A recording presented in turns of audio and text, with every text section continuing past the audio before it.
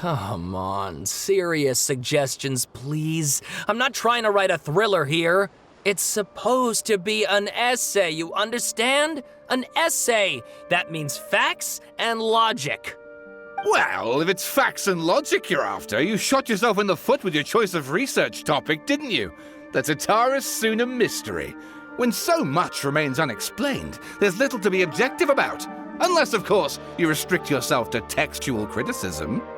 Yeah, well, this is my teacher's area of research. I can't change that.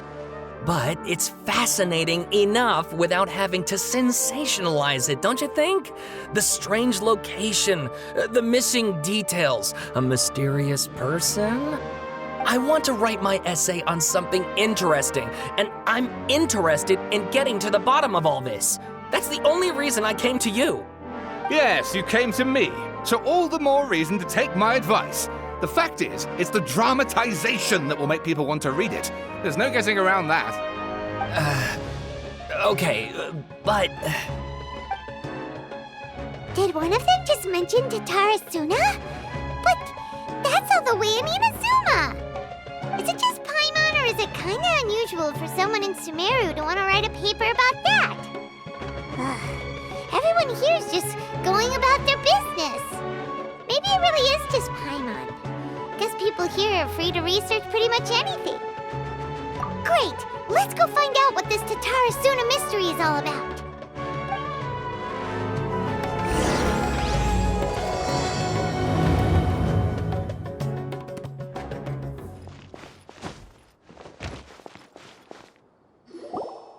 All right, I guess I'll go with my textual criticism and your editorial direction for the first draft. I have a feeling that the missing Kabuki Mono will end up being the main focus of this paper. Ugh, if only we knew where to find that traveler. From what they say about him, this seems like the kind of thing he'd know about. Oh, you're the traveler, you say? Hey, what's with that face? Don't believe us? No, of course I believe you. Actually, I first heard about your great exploits when I was still in Inazuma. This is my first time coming face to face with you and your mysterious silver-haired companion. I couldn't believe my luck, and out of force of habit, I started, examining the evidence. Sorry. Oh, Sawada, for the love of... Sorry, we don't get out much, so our social skills are kinda lacking. Traveler, I hear you've helped many people a great deal and been to many places. Would you be able to tell us about Tatara Suna? Actually, we don't know much about that place either.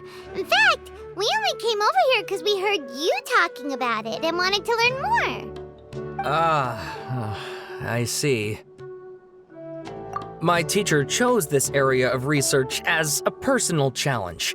He said it's difficult to get into because even Inazumans don't know much about Tatara Suna's past. But who'd have thought that... If you don't mind, I'd love to show you all my outline for the book I'm writing about Tatara Suna. Hold on, Sawada. Don't you think that's a bit of a deep dive for a first read? Well, fair point. In that case, please ease yourselves in gently by taking a look at Akaba's latest essay draft. Let me give you some background. This all started with the discovery of some records in Tatara Suna. The writings mentioned someone by the name of Mikoshi Nagamasa, who crafted a fine blade. But in the end, he threw it into a fire to destroy it and killed his servant Katsuragi. Why? Well, no one knows. Apart from the swordmaker, his servant, and the one who wrote this all down, the records also mention a kabuki mono. This seems to be an Inazuman word for an eccentric stranger, someone who dresses funny or acts in an unusual way. That's right. Akaba's teacher has spent quite some time researching these events on the ground. This kabuki mono lived in Tatara Suna for a while before disappearing without a trace. And shortly afterwards, as Akaba mentioned, things got pretty ugly. So first this strange person goes missing, then a murder happens? Seems kinda fishy to Paimon. Yes, my thoughts exactly. So I helped out too. I asked everyone I could think of if they knew anything about what happened back then. And wow! Did I get lucky! Stop shouting!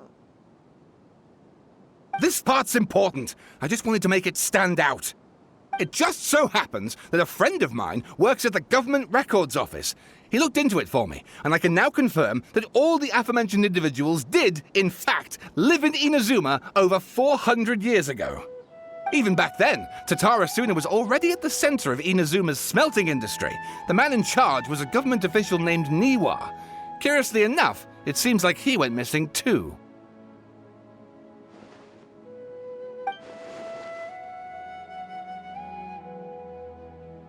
Wait, so there are 2 missing people in this story now? That's right! What's more, Niwa is a name with a lot of history to it. Have you ever heard of the great swordsmith clans of Inazuma? Oh, the swordsmiths? Yeah, like Ishin art and so on? Wow, yes. You really know your stuff. That makes things easier. So basically, this Niwa was a distant relative of the Kaidahara clan, the last practitioners of Ishin art. Something then seems to have happened in the Kaidahara clan, leading to their downfall. I don't know the details, but taken in light of everything else going on around that time, it makes you wonder whether it's all connected somehow. The Kaidahara clan? Sawada, you left out the biggest detail of all. Oh, yes, of course. How could I forget? Brace your minds, ladies and gents, for they are about to be blown. Or maybe you won't believe your ears. I wouldn't blame you, of course, because in all my years as a writer, this is by far the most. Get to the point, for Pete's sake. According to information acquired by Akaba's teacher, the Kabukimono was not a human, but a puppet. A puppet?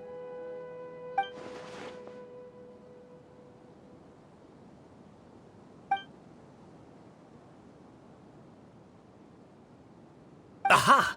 Judging by the looks on your faces, you do know something after all. No! Paimon just meant, how creepy. The way you described it makes it sound like a ghost story. I agree, it does.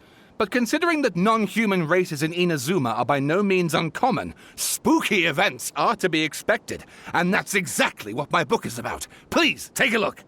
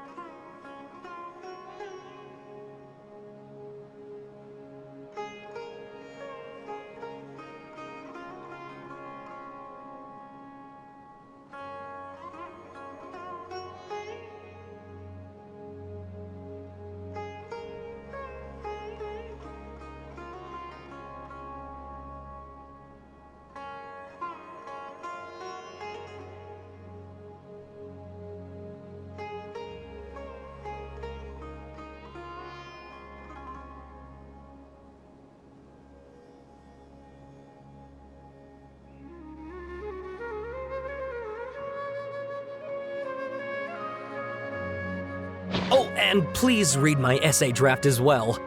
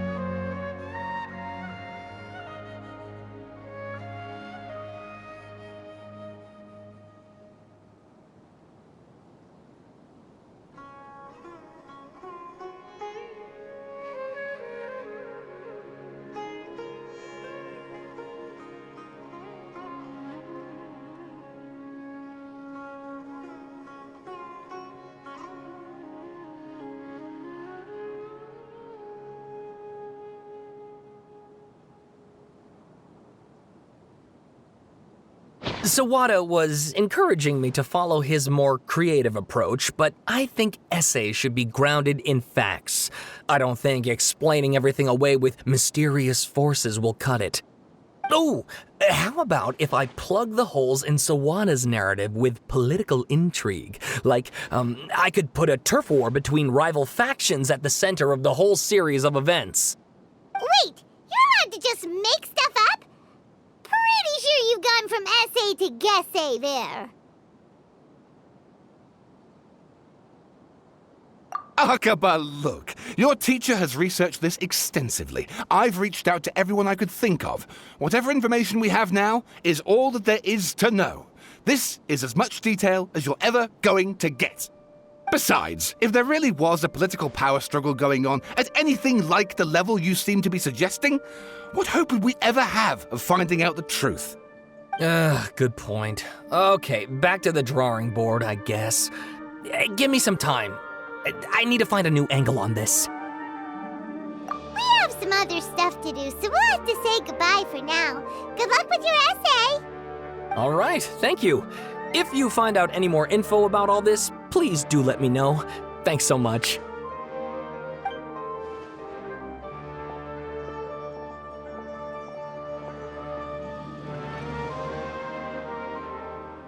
Hey, so that thing they were talking about, it has to do with the balladeer, doesn't it? Okay, then even if we did know something about it, we probably couldn't share it with them, huh? After all, we kicked his butt and got him locked up. Information about people like that is usually super confidential, isn't it? If you ask Paimon, Akaba should just pick a different topic. There must be as many essay topics as there are trees in the forest. There's no point in...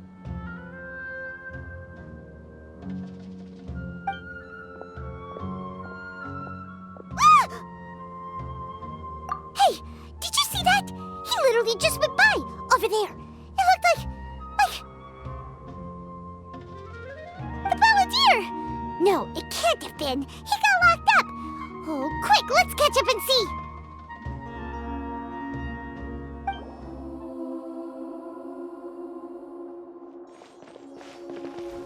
Traveler, Paimon, there you are. Nahida! Bad news. We just saw the balladeer strolling around in public. Did he escape or... Ah! It's him! Sure enough. You're here. Hey! What are you doing in the sanctuary of Surasthana? Aren't you supposed to be locked up? I know you must have a lot of questions. Please, allow me to explain. It was my idea to set the balladeer free. We made a deal, and he's gonna do some investigation in Irminsul for me. A deal? Huh. You sure you trust this guy? What did you expect? Why do you think Sumeru would keep me around otherwise? Or maybe killing me is all you can think about. But if that's the case, why haven't you done it already? Don't flatter yourself. It was... Nahida said there's still some mysteries in you to figure out. Ah, so if it were up to you, you'd finish the job? Guess I had you all wrong. There I was thinking you were just getting cold feet. Well, that escalated quickly. Not a good start. Could I ask you all to please calm down? But Paimon's worried about you, Nahida. Don't let him trick you. It's not every day you see people questioning the God of Wisdom's judgment. Just when you think you've seen it all. Don't you dare try to drive a wedge between us! As long as the terms are reasonable, I don't think there's a problem in making a deal. Even with the balladeer. Well, I for one have no reason to doubt you. Considering you even struck a deal with the doctor. Yes, one in which I gained valuable information. You'll come to understand more about that in the fullness of time. The balladeer's power was all but completely spent after your battle. He's no longer strong enough to be a strategic threat to us. That puts him in quite a precarious position. Plus, he's a former harbinger with knowledge of many of the Fatui's sensitive secrets. being stuck here in Sumeru could make him a sitting duck, depending on how the Fatui plan to respond. Wait a second. Farmer? You mean he's not a harbinger anymore? I take no pleasure in saying this, but it seems as if the doctor had no intention of welcoming back a loser, so...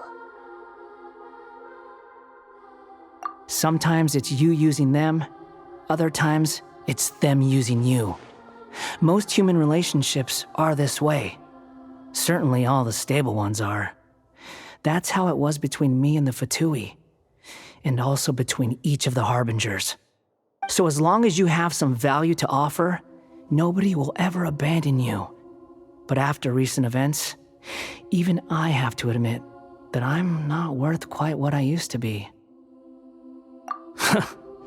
Well, if the Fatui are gonna reevaluate my utility, I need to have a backup plan for myself. As we discussed, I don't like causing harm to living beings, and you said you need protection. So, why not join forces with us? I think these two have made their objection to that idea fairly clear, don't you? And they're your friends, so I guess you'll be siding with them. Yeah, obviously! Nihira, don't listen to him! Then let's put that discussion to the side for now. We still have time. Today can be a trial run. Where we go from here will depend on how well we manage to cooperate today. All right, then I'll do what we agreed. Good. Go now, and keep in touch. Nihira, are you serious about this? Yes. I have my reasons for this decision. In fact, I'm largely doing it for your benefit. Yes. As I told you once before, there's information about your twin in Irminsul. Oh, yeah. Actually, that's the whole reason we came to see you today. So, you have an update on that? Mm-hmm. You may remember me mentioning that the Fatui had not included your twin's details in the Descender category. This is an extremely important point. It's possible that the Fatui have other information that even I don't know about. And since the Balladeer used to be one of them, he'll be better acquainted with this information than I am. He was granted the power to connect with Irminsul when he almost became the god of a new era. Even though he no longer has the Gnosis, some traces of its power remain in him. He can still connect. The amount of information in Irminsul is vast beyond description. Sifting through all of it without knowing what to look for would take too long, even for me. So I asked the Balladeer to search in Irminsul for any information about the Descenders. He's more familiar with this kind of information, and should be able to find it more quickly. Exactly! Or what if... Paimon just doesn't trust him! He's treated us as enemies every time we've run into him! I understand. But sometimes, everything is dictated by which side you're on. How things will go in the future depends on what information he brings back. And Traveler, I know what your heart desires most of all. Our minds have connected several times before. There is a corner of your heart reserved for an intense longing.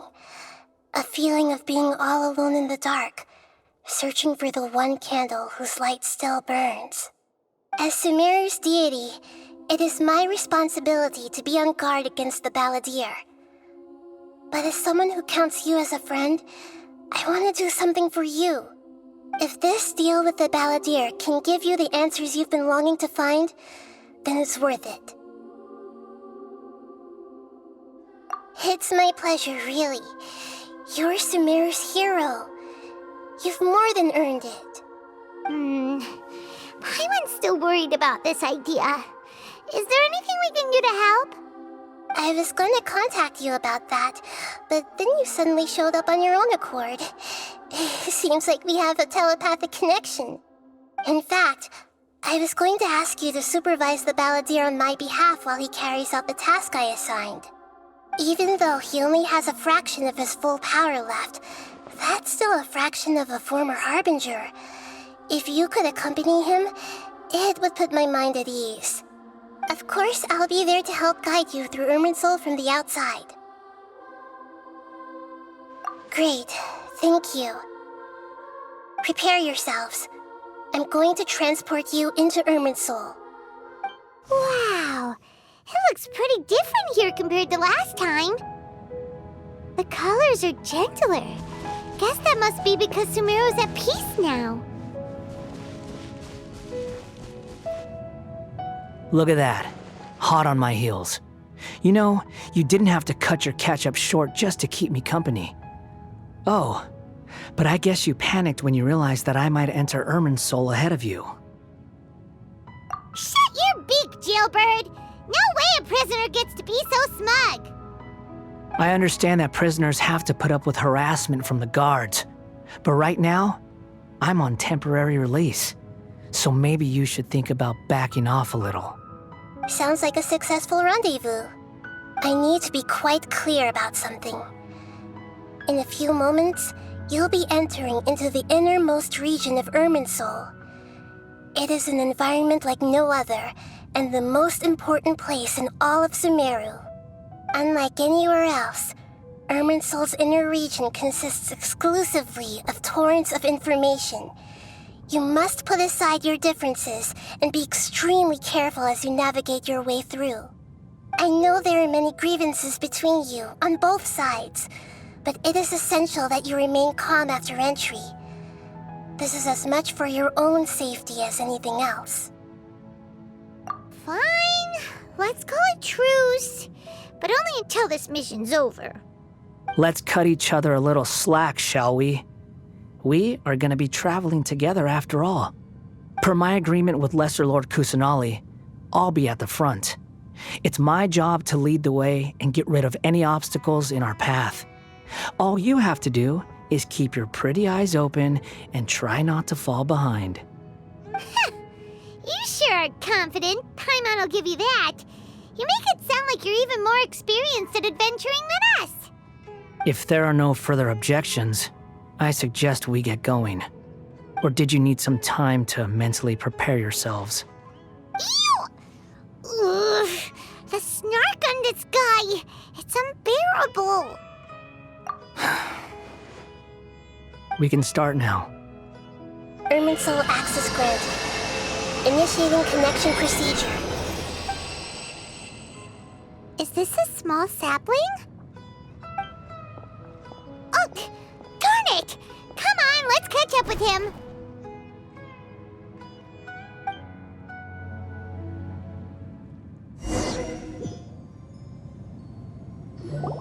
Wow! So this is the inside of Irminsul. Ooh, Paimon's never seen anything like this. And it feels like a sacred place. Irminsul is closely intertwined with the entirety of Tevat. Every bit of information flowing here means something. Pick your jaws up off the floor. It's time to go. Why is it that Paimon just wants to do the opposite of everything he says? Lesser Lord Kusanali, we will now proceed to the heart of Irminsul. Can you still sense where the heart of Irminsul is? Yes. Permission to begin searching for information there? Permission granted. Go ahead. Let's go. Stay close. Don't go running off. Hey, so, say we did go running off in here. What would happen? What are you smirking at? I was just imagining the look on your travel companion's face if you went and got lost. Anything's possible in here. You can't rule anything out. So if you want to stay safe, your best option is to stick close to me.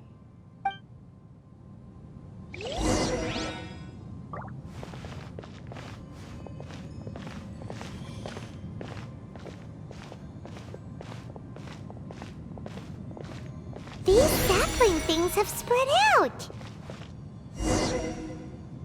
Those are all packets of information from inside Irminsul. Be careful not to touch them.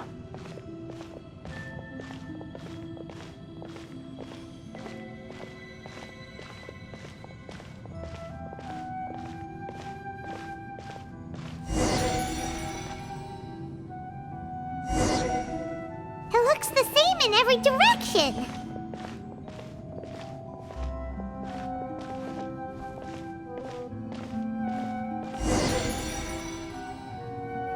wonder he mentioned about getting lost. Huh. What do you know? He was actually telling the truth.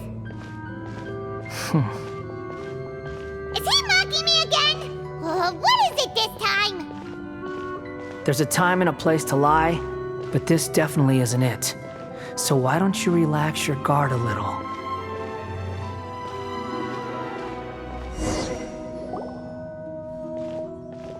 We're here.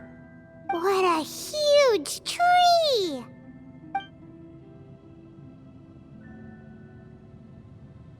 Lesser Lord Kusanali, Good, you made it. Are you ready? ready when you are. Then please begin. Preparing to access cognitive currents. Establishing waypoint. The Balladier's actually doing what Nahida tells him. Guess he must want to stay alive.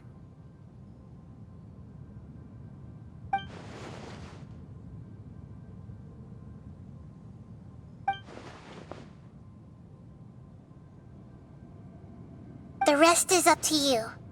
If you discover anything at all, make sure to share it with us. Will do. Huh. For once, we're the ones with nothing to do. Traveler, Paimon, would you like to talk?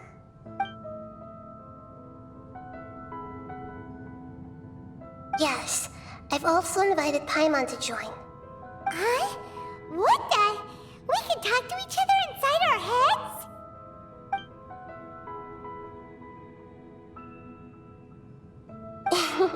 That's part of it. Plus, we're all friends. There's nothing wrong with us talking like this once in a while. Paimon's never tried this before. This is great! So, Paimon's been wanting to ask you something. Don't you think the Balladier's a bit of a walking contradiction? He's always talking back, but he seems to listen to what you say.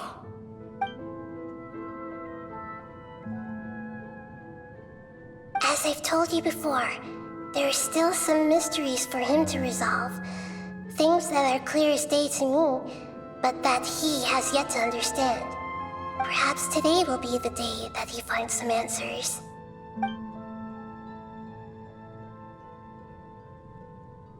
Well done. Smart and attentive as always.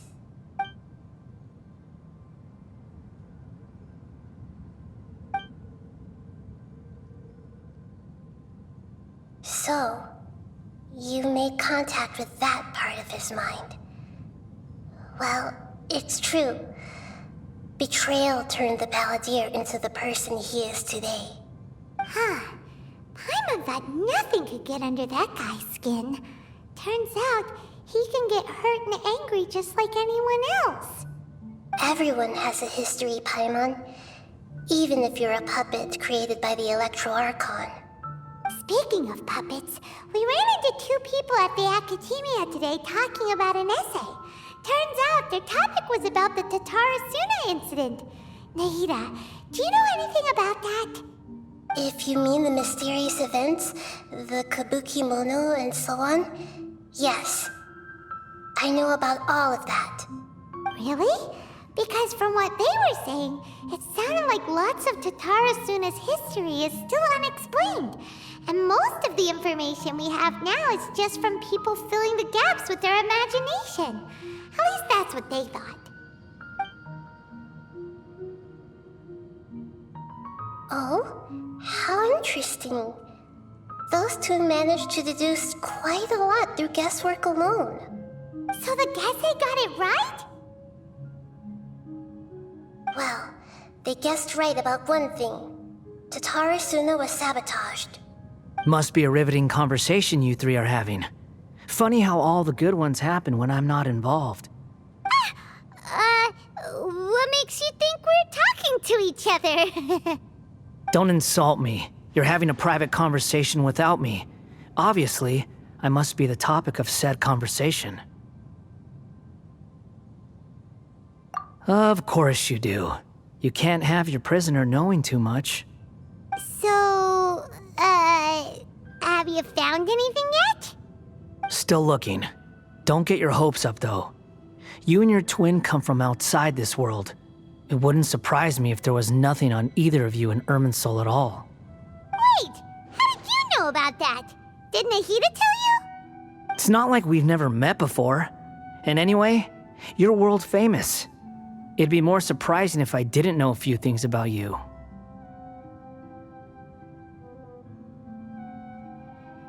Right now, we have to keep the peace. I'm not interested in creating more misery for myself, and making cordial conversation is something I can manage. Huh? Wait. This light. It looks similar to those saplings. What could it be? Anonymous data. Hey, don't you forget the agreement! You have to share it with us! Shh. Just wait. Mr. Niwa, are you certain this is worth the risk? We are talking about Tatara Suna's furnace, after all. It may not pay to act rashly. There's no one else who can enter the furnace. It has to be me. Is that so? Well, since you insist. It's...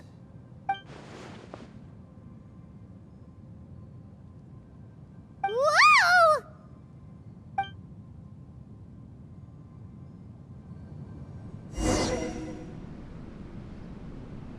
I have been in Tatara Suna for some time now.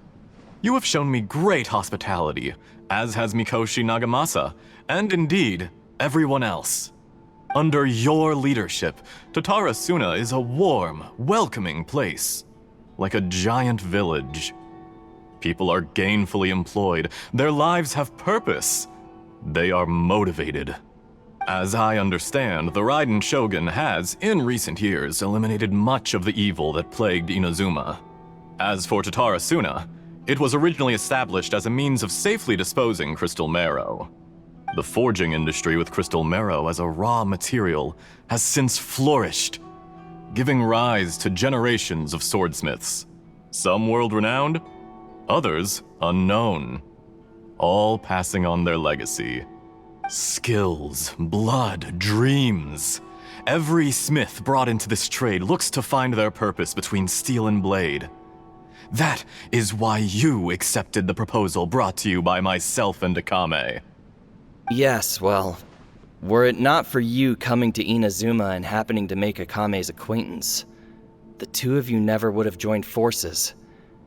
And he would be the first to admit that there's no way he could have revolutionized our forging process like this on his own. At least not on the same timescale. You allowed Akame to take all the credit for a method that you jointly developed. He sold it to me, and now every piece of ore here is smelted using the new technique. Even now, you remain one of Tatara Suna's key consultants, working right here alongside us.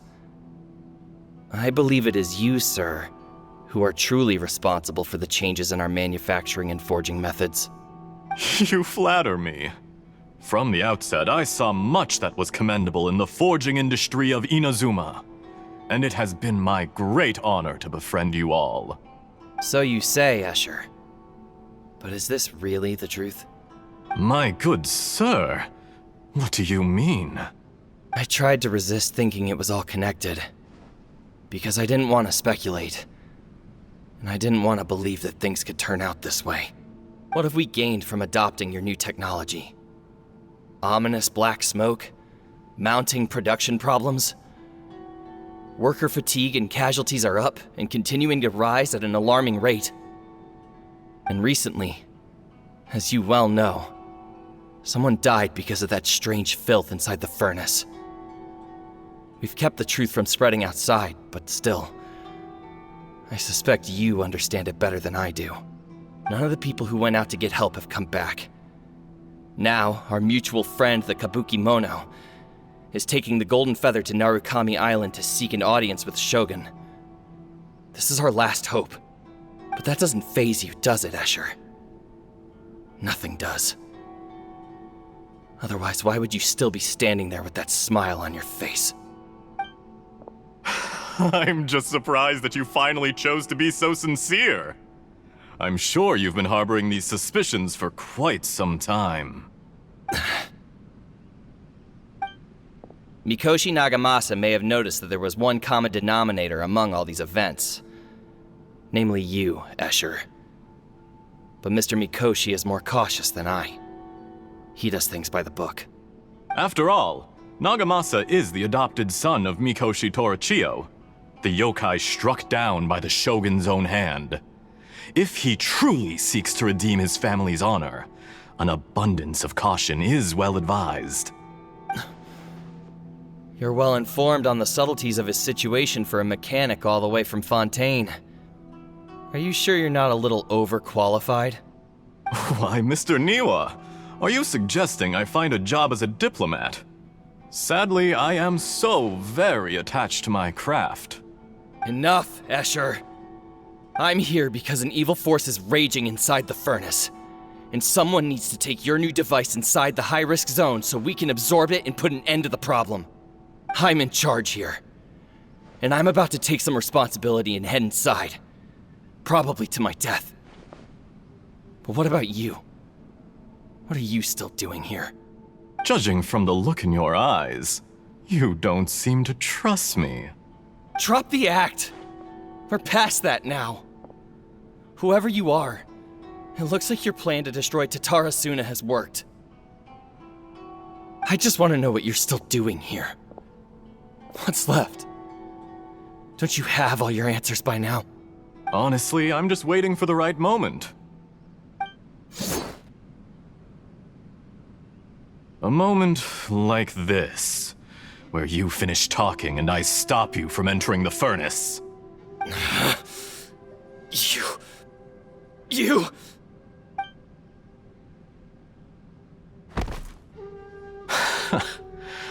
You're a little smarter than I initially gave you credit for.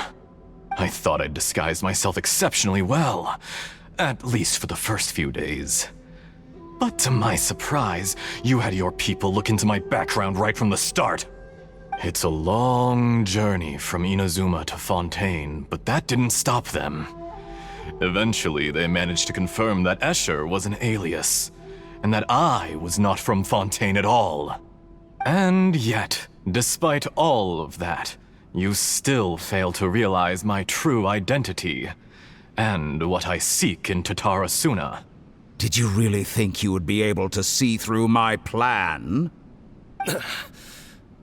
If you kill me, there's no one who can get inside the furnace. So you're really going to destroy this place? Is that it? Oh, but you're quite wrong. There is one other person. Some may not see him as a person, but you told him yourself. You're not a puppet. You're a human. You're just missing a heart. Whoever you're working for won't get away with this. They'll be found out. But this makes no sense. What are you really trying to accomplish by all this? Why go to all this trouble? It's no trouble at all. Patience is a virtue which I have in abundance. This is all part of a carefully controlled experiment. If you must know, I'm happy to divulge my true identity. I'm a Fatui Harbinger. Call me the Doctor. The Fatui? Who? What do you want? Just to create a minor inconvenience for your nation. That's it? That's why you gave us your cursed technology? Just to let loose the evil energy from the crystal marrow? Look how even the righteous soul is filled with venom when faced with its demise. My device functions precisely as you say. It is the only chance you have of preventing a catastrophe and keeping the truth from the outside world. However, I did not make it with you in mind.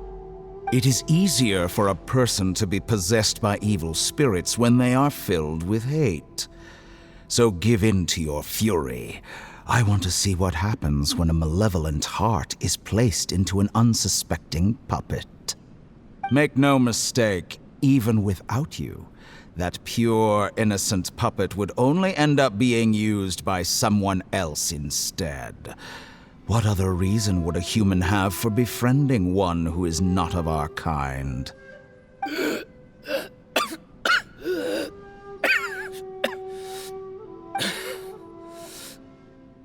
If you give him my heart, tell him that both Nagamasa and I see him as one of us.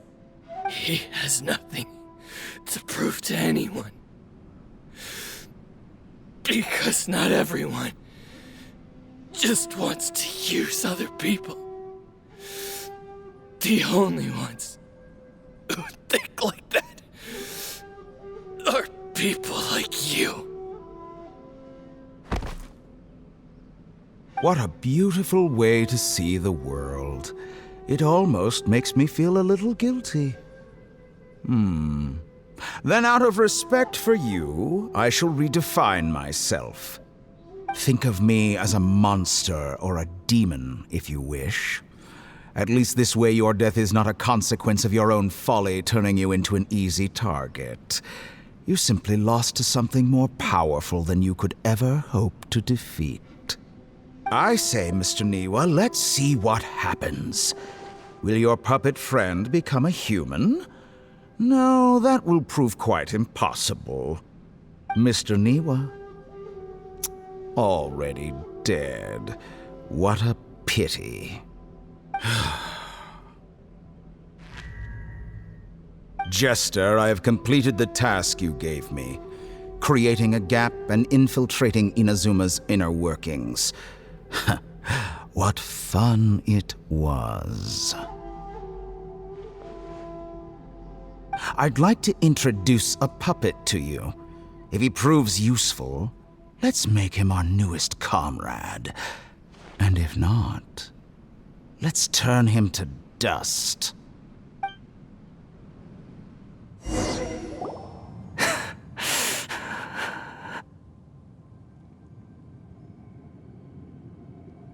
Hey, are you alright? Dottore?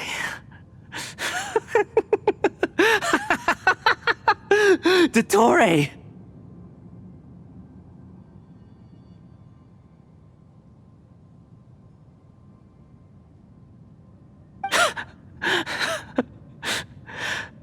Good. Good. Was that the doctor? Did he turn into a mechanic from Fontaine? But why did we see things from his perspective? When I touched the doctor to confirm whether he'd eliminated all his segments, I read this memory in his mind. You have to admit, it must be the truth. Maybe so, but it means nothing. Does it? But this memory shows that Niwa didn't betray you. He never meant for you to be the one to take the device into the furnace. You know very well what that means. Even more so than I.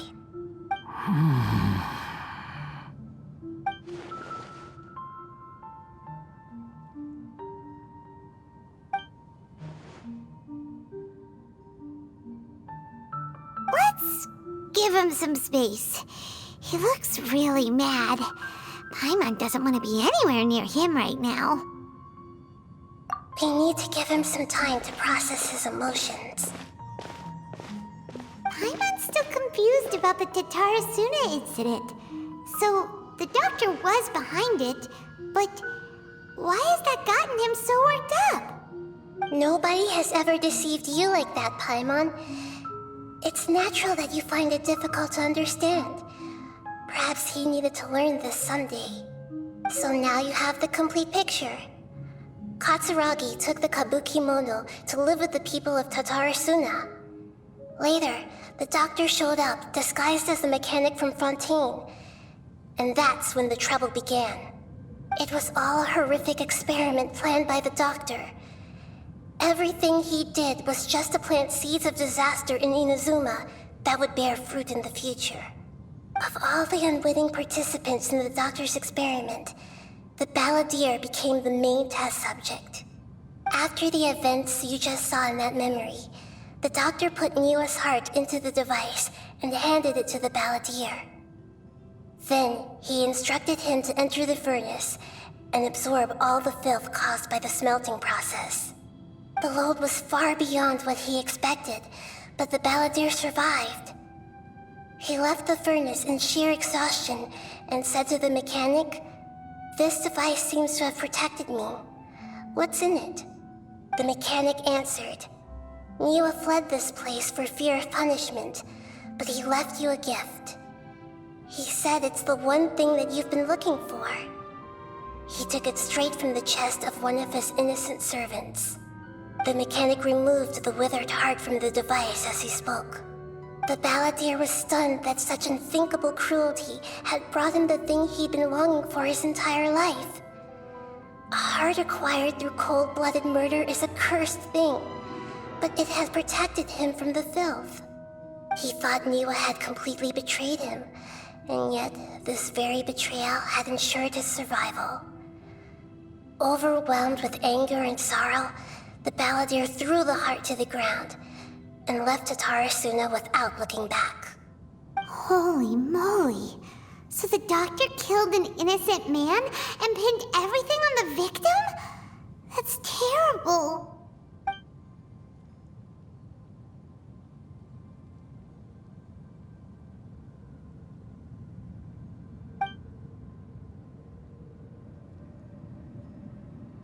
Yes. Only if he understands this can he choose a new path forward.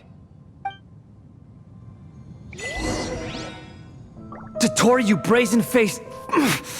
Niwa didn't run from justice. You killed him.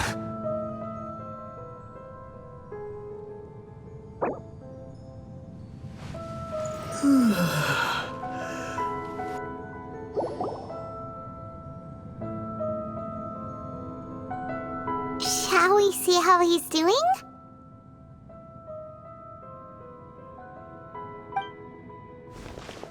Hey, you alright? That's a scary expression. Are you worried about me? If we didn't have such a history, I'd almost think that qualifies me to be your friend. It won't. I'll keep my end of the deal. Hey, aren't you investigating the stuff we want to know about? That's why we're here. But unfortunately, there's no information about the Descenders in Irminsul. Even if you can't find anything, that seems to confirm it. Irminsul does not keep records on the Descenders. Anyone who comes from beyond this world is not counted as part of Tevat. Oh, does that mean we have to leave empty-handed?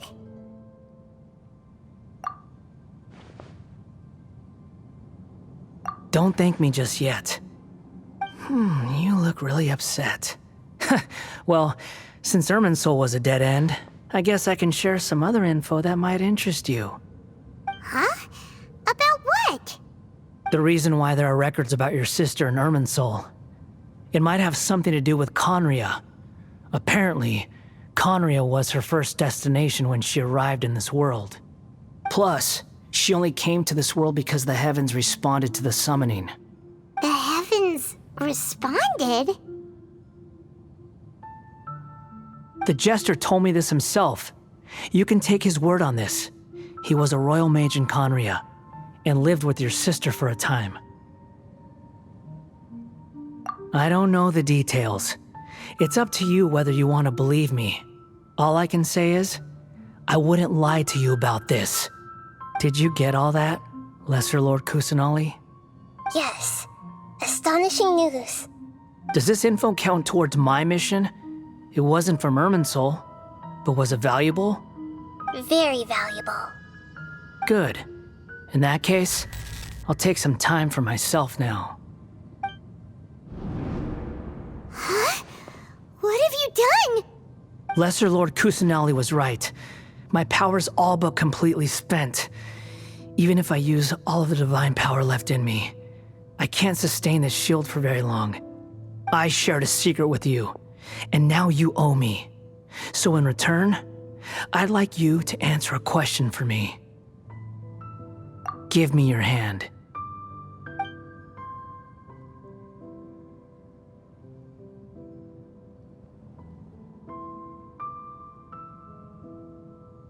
Can you hear my voice inside your head?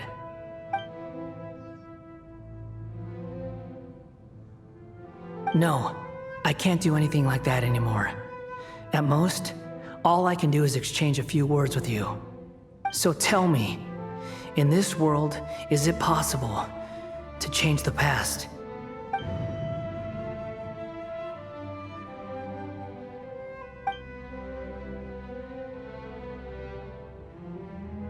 Done. Huh? What the? What happened? Paimon only saw you hold hands for a second. Nothing. I was just thanking him for helping me.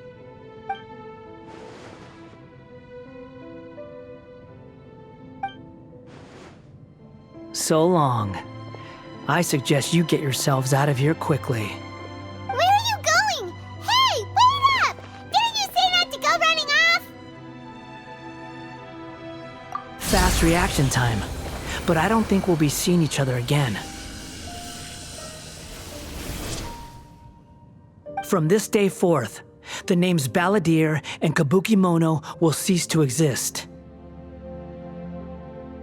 Those who died in Tatarasuna because of me deserve another chance at life. Hey, Balladeer! Don't do anything stupid! You know, I never did like insects. Hordes of the puny things swarming together can be a real nuisance. And I enjoy nothing more than to stamp them out like the pests they are.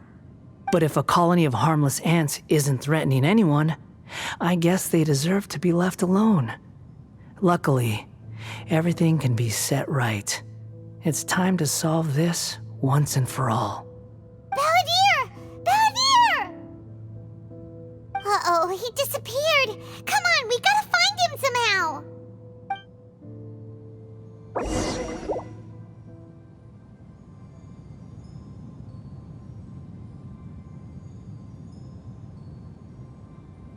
Oh no, he's really gone. Oh, can you hear me? Nahida! Traveler, Paimon, Balladeer, what happened just now? I was suddenly cut off by some kind of power. It was the Balladeer's fault. He shut you out. I didn't think he'd be capable of something like that with so little power left. Did he keep some of his power hidden when he was defeated? Or did he achieve something beyond his abilities, and it took everything he had? Where the heck did he go? Ugh, it's all our fault. We were supposed to keep an eye on him. Sorry, Nahida. Don't be. It's not your fault. Please, let me handle this from here, even though I'm not sure I can solve it. We're running out of time. Follow my lead and get out of Irminsul as soon as possible.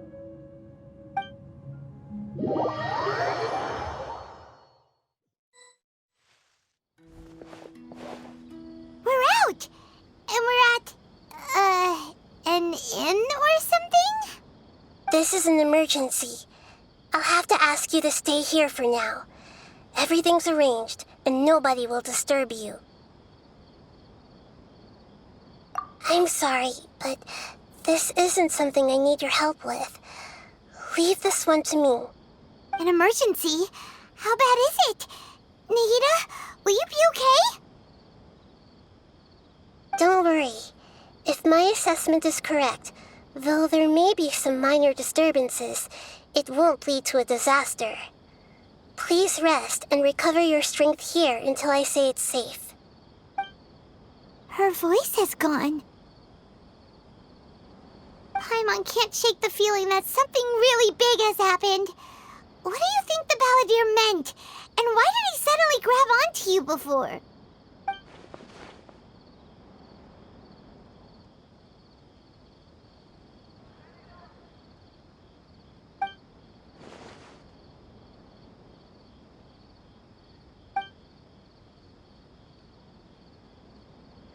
He wants to change the past? But surely that's impossible!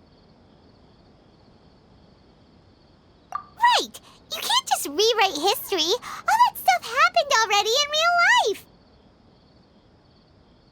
It's like, imagine Paimon drank all the water in this inn. Even if no one was there to see it, Paimon would sure as heck remember drinking it. So, why does Paimon still have a bad feeling about this? Paimon can't help but feel scared about what he might do. Oh, Paimon's so confused. Huh? Ah! Sorry, Paimon accidentally... It's the Balladeer's fault for causing Paimon all this mental stress. But erasing yourself from history? It's unthinkable. Is that really possible in Irminsul? Uh-oh. Paimon's head is overheating from trying to understand what he's up to. And it's still not working. Ugh! Paimon's had it with that little brat. He's been nothing but trouble ever since we met him. There's no way he'll actually succeed, right? Otherwise, won't everyone who's connected to him be affected too?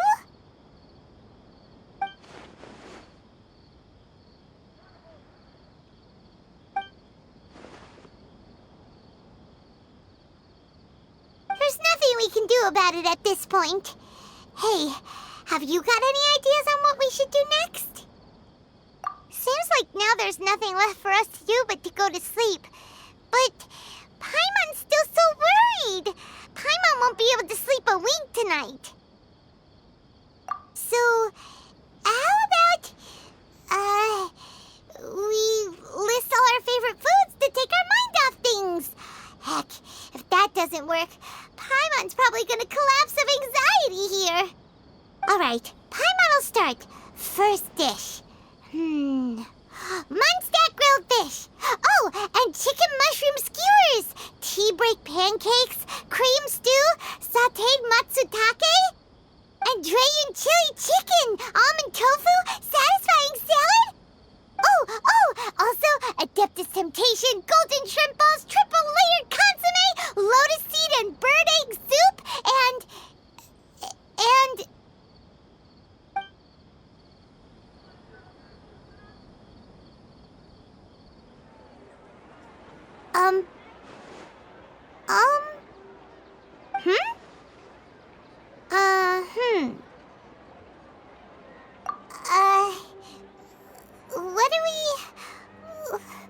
what was Paimon supposed to be doing just now?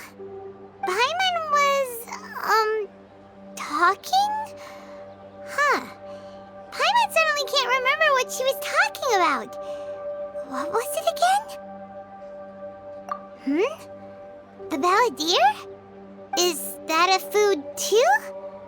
Huh. Weird name, though.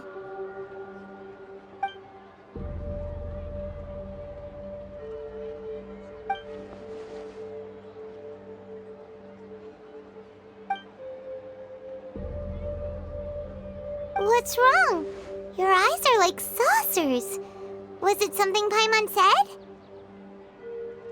So, the Balladeer. Is that someone's name? 'Cause it sounds like a nickname or something.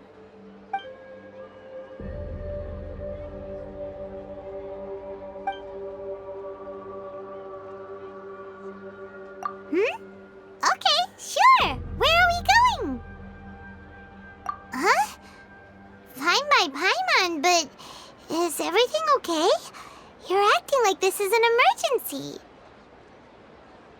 We've made it to Amanoma Smithy. Ah, it's been a while. Of course. Go ahead. Oh. Now there's a question I wasn't expecting. Very well. I'll tell you what I know once more. The once renowned Raiden Gokuden, comprised of 5 branches. Amenoma, Futsu, Ishin, Hyakume, and Senju. The art of forging practiced by these 5 clans was first taught to them personally by the almighty Shogun. Over time, the 5 branches diverged from one another as generations of bladesmiths honed and perfected their craft until they became 5 distinct traditions. Most of the great swordsmith clans of old have since fallen into decline, and for a long time, only the Amenoma branch kept its art alive.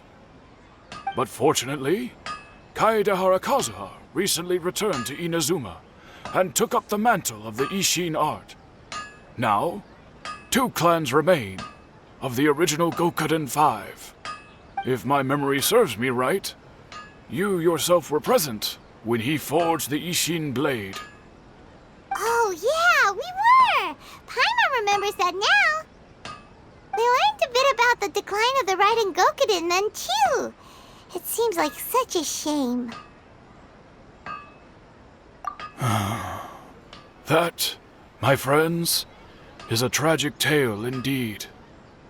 In fact, this was not made known to me for most of my life. All these years, I knew of those great clans' demise, but never the cause. Only recently, when the question was on my mind, did I ask Kaedehara Kazuha about this. He told me that, as we are both heirs to a branch of the Raiden Gokuden, it was right that I should know the truth. There is no harm in telling you, but I must warn you. It is a dark and sorrowful tale. The Raiden Gokuden were the targets of a murderous rampage by a vengeful bladesmith. Vengeful? Why? 400 years ago, so I'm told, there was a catastrophic malfunction in Tatarasuna's furnace. One brave swordsmith heard the commotion and chose not to flee, but he rushed to the scene, hoping to prevent a disaster. Tatarasuna was home to a state-of-the-art forging and smelting operation in that day, and overseeing it was the armory officer. His surname was Niwa, though he had family ties to the Kaedehara clan. Knowing that they had just one chance to save countless lives, Mr. Niwa and the swordsmith leaped together into the furnace. The furnace quickly stabilized, but neither of them made it out. The smith's death, though heroic, dealt a devastating blow to his family's fortunes. His orphaned son was left to fend for himself, and grew up deeply resentful at the world. In his heart, the whole of Inazuma was culpable in his tragedy. He hated the almighty Shogun for her apparent indifference towards his father's death, and he hated everyone who had done nothing to try and save him. Powerless and destitute, the only legacy he had to pass on to his children was his hatred. Generation after generation bore this grudge, living in utter misery. Alas, if only the story could have ended there. But 100 years ago, the then head of this family reached the end of his wits. He could bear their fate no longer, and yet he could do nothing to change it. Finally, he made a drastic decision to take revenge on the Raiden Gokuden. In doing so, he sought to vent his pent-up anger and shake the very foundations of Inazuma's forging industry. In his fury, he murdered indiscriminately, killing even bladesmiths from the Hyakume clan which he belonged to. His goal was absolute, the devastation of all of the Raiden Gokuden. But when he came to the Kaedehara and Kamisato clans, his killing spree came to an abrupt end. He failed to catch them unawares, They fought back, fiercely, and they did not spare his life. That is why the Kaedahara clan and their Ishin art survived that day. I suppose they were the lucky ones, under the dire circumstances.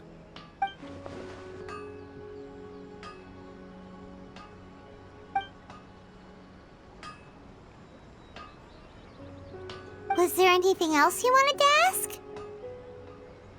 Kazuha? Why, yes. Just yesterday, in fact. We spoke for a while over some tea. He seemed well.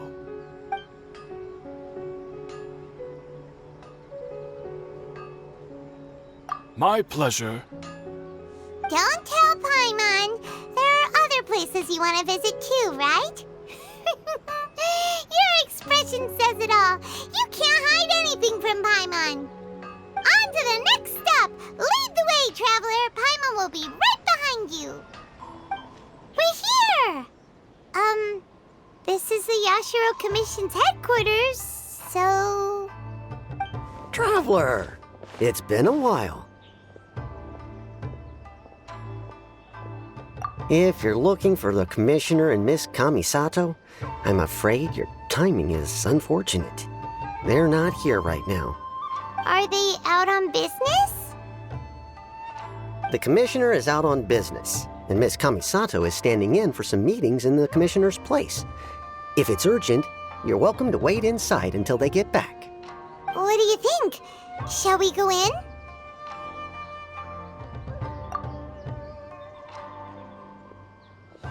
If it were anyone else, I couldn't allow it.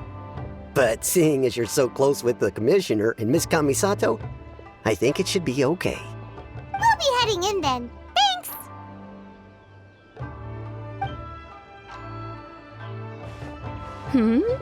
Hello, dears. Is there something you want to say? Of course, traveler. Yes, I know who you are. Miss Kamisato has told me about you. What would you like to know? Oh, they're both very well indeed. Lately, Miss Kamisato has been rather busy attending all kinds of meetings and occasionally paying visits to some local organizations on the Commissioner's behalf. As for the Commissioner himself, well, you know, busy as ever. That much hasn't changed. Although he does seem to be in a rather good mood these days. So pretty much business as usual in the Yashiro Commission, huh? Very much so.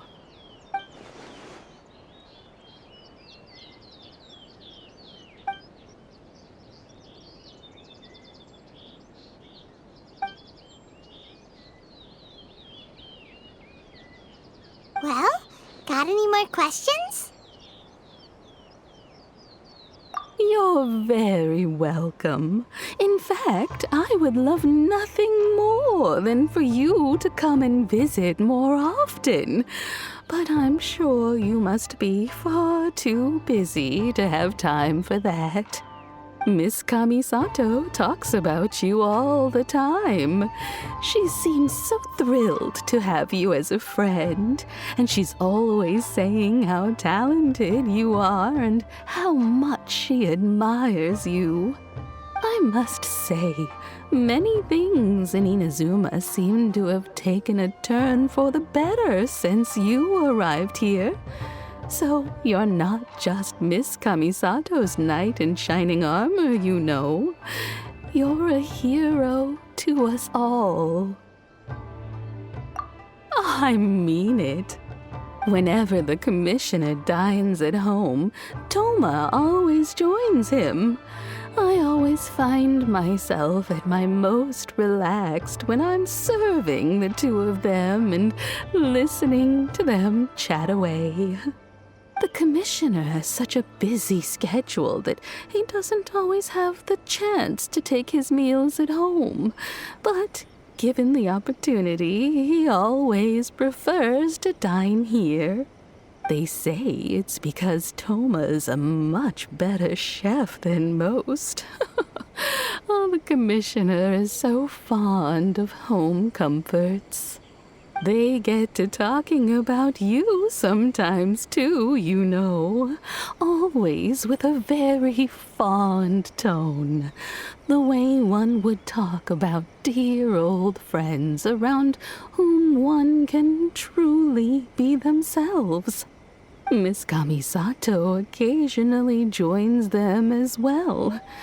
Whenever the whole family gets together and they start talking about people they've met and experiences they've had, you always get a mention. It's been many years now since the late Mr. and Mrs. Kamisato passed away. Much has happened in the Kamisato clan in that time.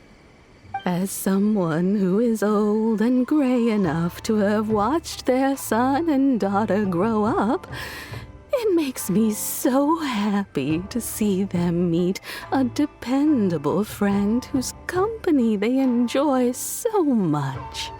So, in the future, if you ever do have the time, please know you are always very welcome at the Yashiro Commission headquarters. There will always be at least one old lady who would be delighted to have the pleasure of your company. Wonderful. Thank you. Paimon likes it here, too. Also, you were saying something about the food here being really great. Paimon's itching to try it. We may just have to invite ourselves around for dinner sometime. Paimon meant we should come pay a visit again real soon. Ideally around dinner time. Of course. You're always welcome. Alright, goodbye for now. Where are we going next? Great! Goodbye, ma'am! Don't worry, we'll see ourselves out.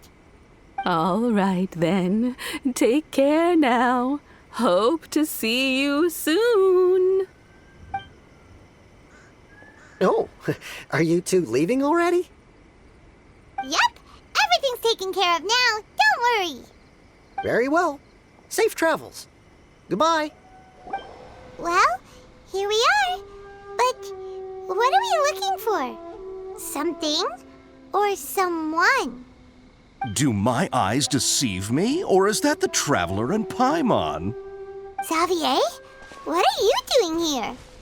I was in the general area, and now I'm in this specific area. There, that's me. So what about you two? We have some questions and thought you might be able to help. Certainly do. I've researched the furnace here in some depth. If there's anything you want to know, just ask away. Like the back of my hand. Make no mistake, I have been here a good many times before.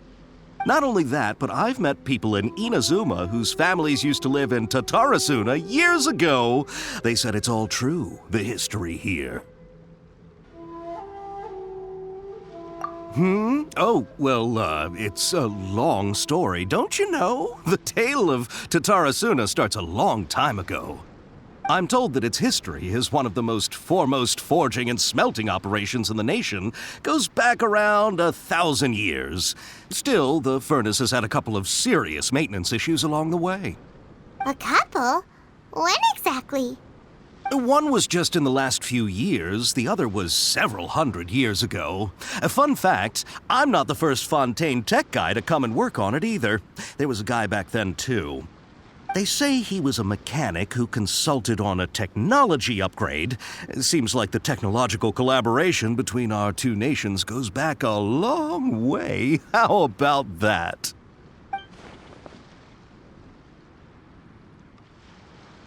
Hey, weren't you gonna ask Xavier something about Tatarasuna? Come on, ask already. Oh, I didn't realize you two were here for a history lesson. Me neither.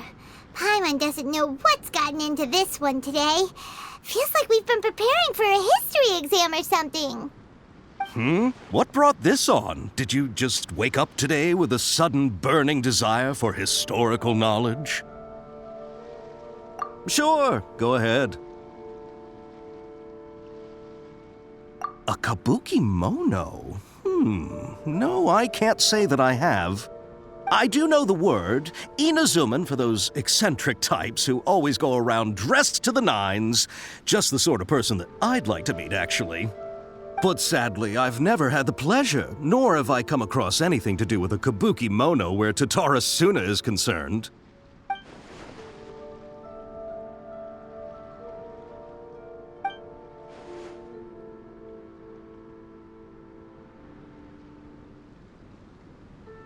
Of course! Don't mention it. Oh, we're leaving? Okay, bye, Xavier. Oh, you're most welcome. More than happy to help. Farewell. Looks like you got all the information you're looking for. Sure, but what's up with you today? Whatever it is, it seems like it's really troubling you. Keep your smile, Spinal Crocodile. No matter what happens, Paimon will always be there for you. Hey, don't mention it. Alright, let's head off and go meet Nahida. Hey, it's them!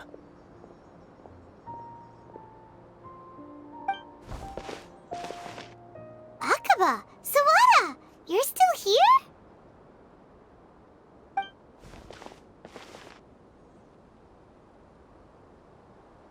Indeed we are. If you have a moment, we'd love for you to join us once more. We have time. What do you want to talk to us about? It's the same topic we discussed last time. Obviously. Still looking for more info about Tatara Suna, huh? Should we join them?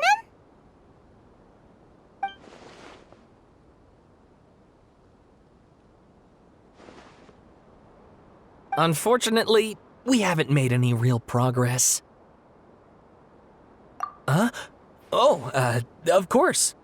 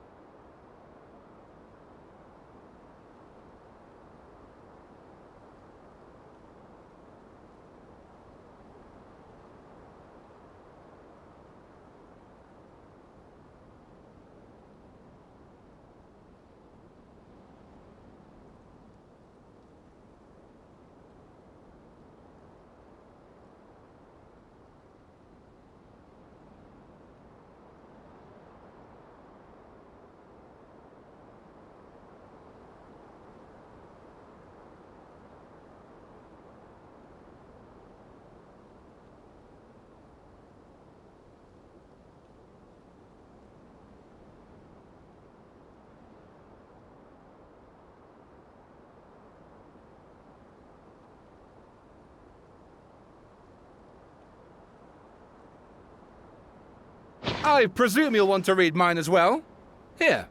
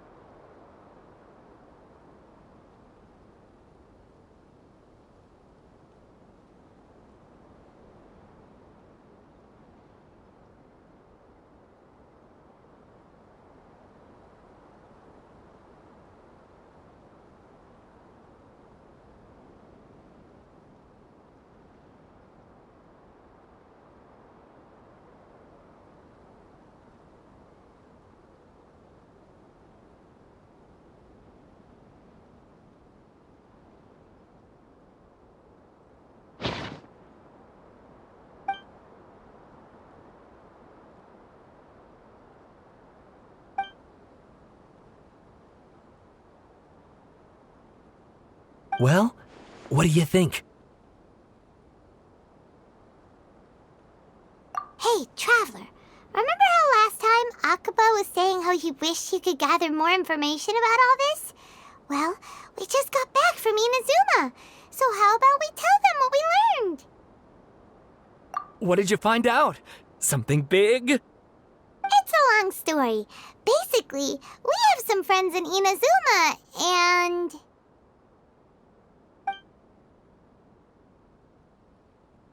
Wow, so many new details. Thank you so much for sharing that with us. Well, well, so it all comes down to one man's desire for revenge. Huh. You heard this from a member of the Amanoma clan, you say? Then I guess it must be true. Ugh. So there's no ghost story here after all. This new information actually lends further credence to my hypothesis. Evidently, swordsmiths were seen as having an incredibly prestigious role in society those days, to the extent that harming them was conceived of, at least by the perpetrator, as a way of exacting revenge against those in power. Yes, okay, point taken, you were right. But that doesn't mean I can't carry on with my novel. And they're back at it. These guys are really into this. Oh, so sorry. Look at us, prattling on about our projects and ignoring you. Thank you so much for the information. You're welcome. See ya. Keep us in the loop if you find out anything else. Will do.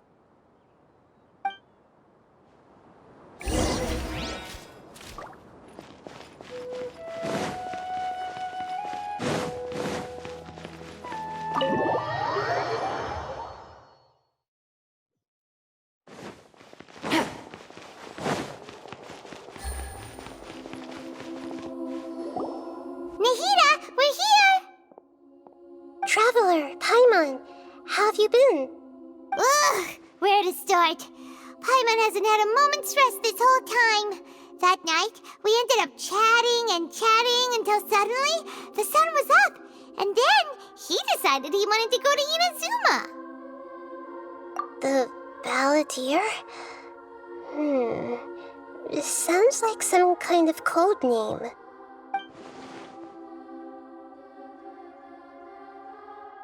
You look troubled. Is there something you need to tell me?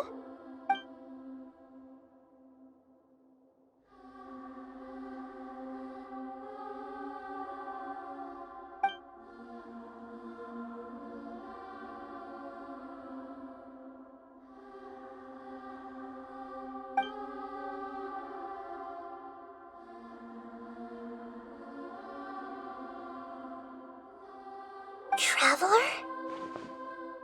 Hey, what's wrong? You look so upset.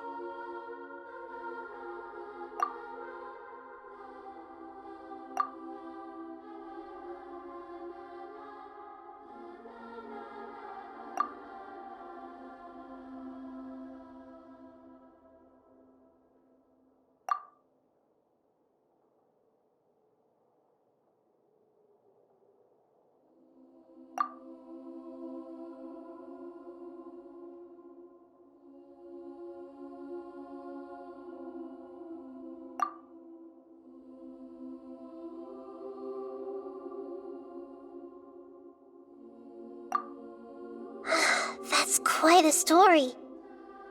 So, this puppet known as the Balladeer erased himself from Irminsul, hoping that he could change the past. But how was he even able to do that? As the Traveler said, he very nearly became Sumeru's deity. Admittedly, I remember it a little differently. I don't recall finding anyone inside the machine after we defeated it. Nevertheless, it does make sense. If someone were to successfully erase themselves from Irminsul, the world would change to reflect the new reality. So, you believe this person really existed, and we just don't remember him because... well, because he literally changed the world? Yes. Theoretically speaking, it is possible to do this. But I'm struggling to imagine the kind of person who would dare go through with it. The Traveler comes from a world beyond Tevat. That's why there's no information about him in Irminsul, and it also explains why any changes to Irminsul wouldn't affect him. So if there's anyone in the world capable of retaining memories from a past that has been rewritten, it's you. It's quite incredible when you think about it. Paimon's having a hard time understanding this balladeer guy's motivations. Why did he do it? I can only make inferences based on the information we've been given. As for what kind of person he was, only you remember that.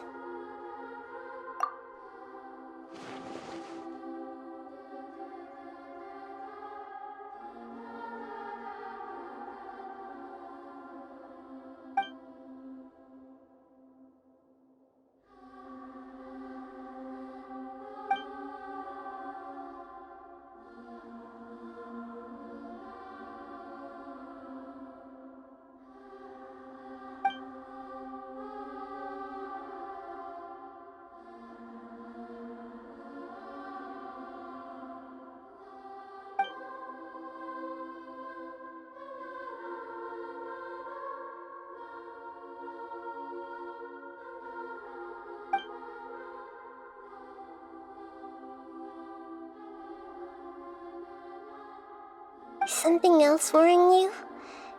Something that you can't share? It couldn't change the fate of the ones who had died, right? Once the balladeer realized he hadn't been betrayed after all, it must have completely changed his view of the people of Tatarasuna. Now he saw them as friends again. He couldn't keep hating humans after that. And if he thought there was a chance he could save his old friends, it would be hard not to try. The story makes sense, every part of it. The balladeer tried to achieve godhood with the doctor's help. He was unsuccessful, but retained the power to connect with Irminsul. That power then enabled him to change what was recorded in Irminsul and erase himself, even though he didn't have much strength left. Yeah, it does make sense, but it still ended in tragedy for his friends. It just feels so hopeless. He gave everything to do this, but it seems like he got nothing in return.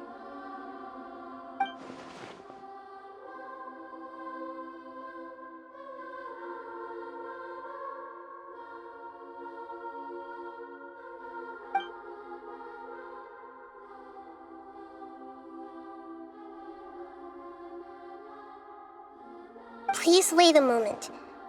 I want to check something. Found it. This should be the one. It turns out that I have a strange way of confirming everything he has told us.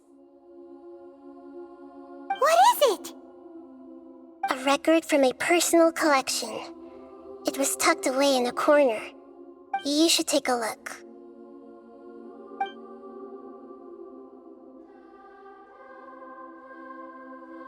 Is this a fairy tale?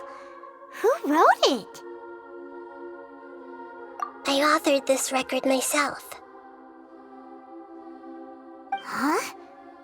You wrote a fairy tale that somehow has something to do with the balladeer? When combined with the Traveler's narrative, it's clear that this story is an allegory. Everything in it is a symbol for something else. Hold on. So this record survived from the past? Yes. Any information about the balladeer or the Kabukimono and other records will have been changed. But I wrote this story in a way that means it was left intact. Changing the information in Irminsul changes to that. But Irminsul can't change information that was well hidden in advance.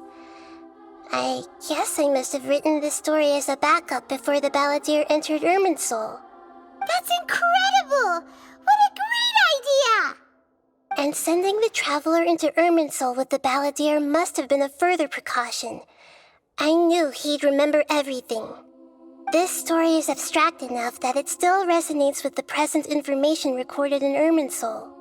But if we connect all the different pieces together, the true story that emerges is the one he told us, the now erased life of the balladeer.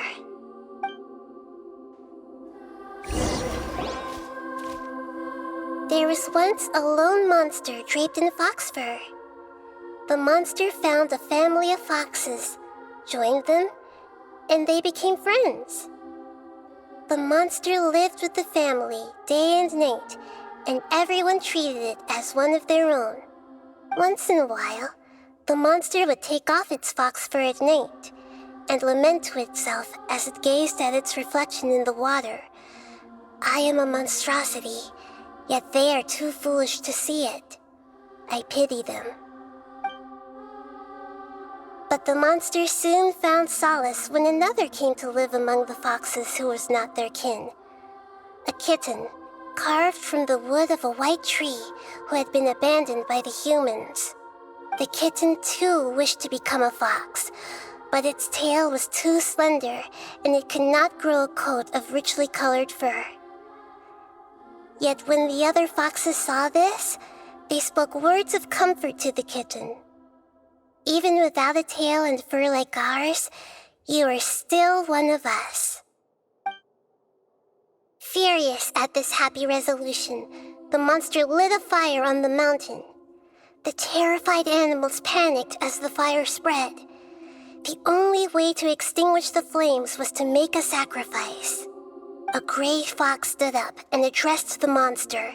It said, "You are the cleverest among us. Surely you can help us find a way to solve this." The monster smiled, led the fox toward the fire, and murdered it. The gray fox's heart was turned into a beautiful drop of water, clear, spotless, and pure. The monster gave the heart of water to the kitten, telling him, "The foxes have decided. You are the one who must be sacrificed. Take this, quench the flames, and die for your fox kin." The fire was extinguished, but the kitten lived. It left that side of the mountain and found a little bird who had a broken wing. The two promised they would spend their whole lives together, but the little bird did not have long left to live. It passed away soon after. After burying the bird, the kitten left the mountain for good. Never again would it cherish a single creature nor a single blade of grass that stood on that mountain. The kitten spent the nights wandering aimlessly, gnashing its teeth at the moon. How it wished to swallow the moon and devour the moonlight. If the world could only return to darkness, then it would finally be peaceful and content. I will become the new moon, the answer to everything. Then, no one will know that there were once birds, foxes, and cats in this world. And no one can know that they were different.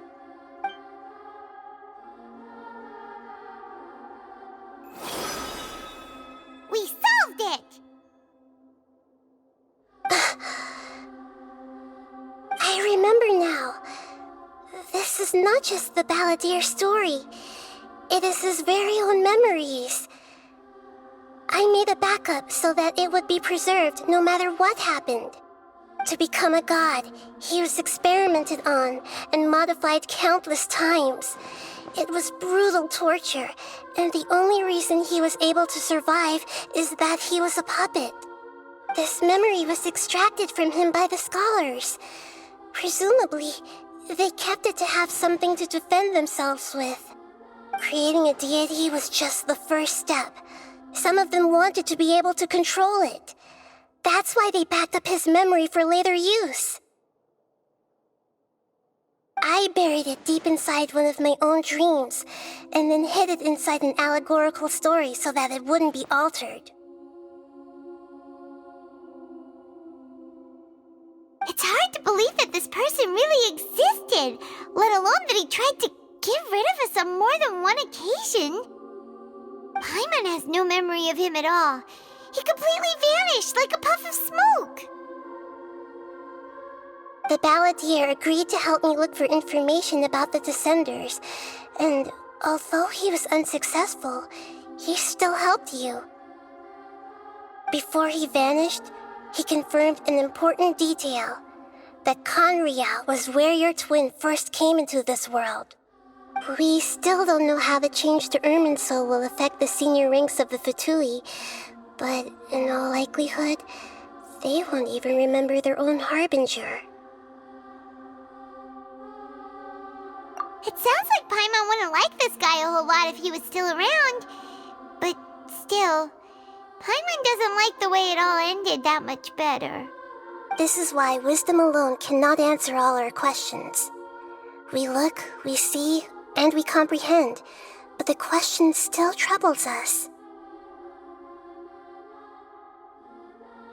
So the answer is not everything. People yearn to find the truth and then conquer the troubles they face. When you give someone the truth, you give them a chance to choose their own destiny. To others looking on, this may seem like a pointless endeavor, but for him, the chance to act on his desire to disappear must have meant a lot. Never forget that even when we walk beneath dark clouds along a road filled with suffering, the light of wisdom is always there, guiding us toward a better destination. And that is what you have been doing all along. Yeah, Nahita's right. Cheer up. How about we go get something to eat? We can pick up this heavy conversation again later. Good idea. Paimon, why don't you take him out for a walk to clear his head? You got it! Come on, Traveler! You need to get out of your head for a while. You'll feel much better after taking a walk. Let's go get a snack from one of the stalls in the Grand Bazaar! That'll be sure to lift our spirits. It must be really tough being the only one who remembers all that. But Paimon's always here to help cheer you up.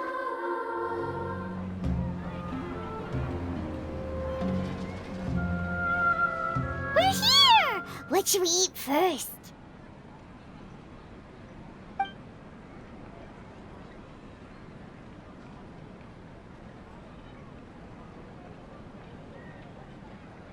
Hey, are you gonna answer or what?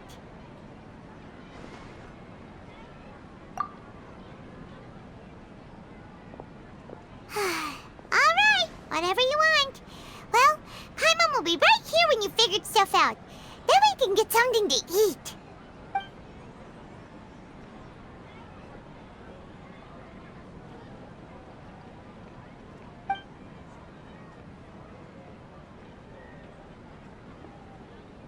What is it? Have you figured it all out?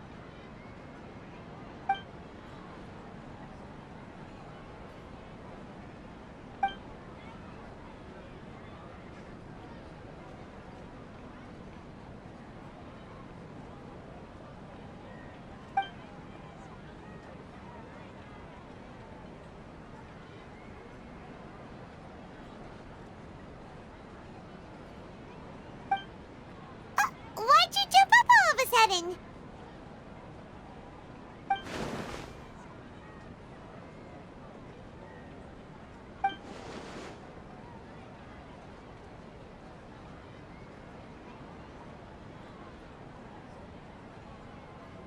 Excuse me, boss. There seems to be a small problem with the last bill.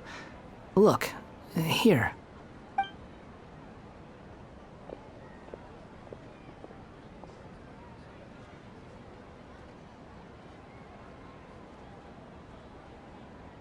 Hey! Hey, wait! You mean me? No, not you. That kid! Didn't you see? Little rascal grabbed my last 2 fresh Sunsettias and ran off. Look, if you're gonna help out here, you can't keep spacing out, okay? What is it? The work's too boring for you?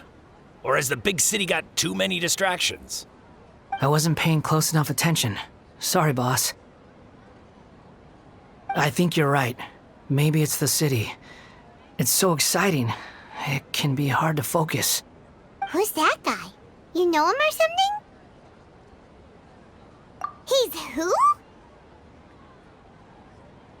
You're a strange one, kiddo. You say you don't want any money for helping out here, and then when I actually give you some work to do, you keep letting yourself get distracted. I don't want to take advantage, so I'm happy to pay you what I'd pay anyone else.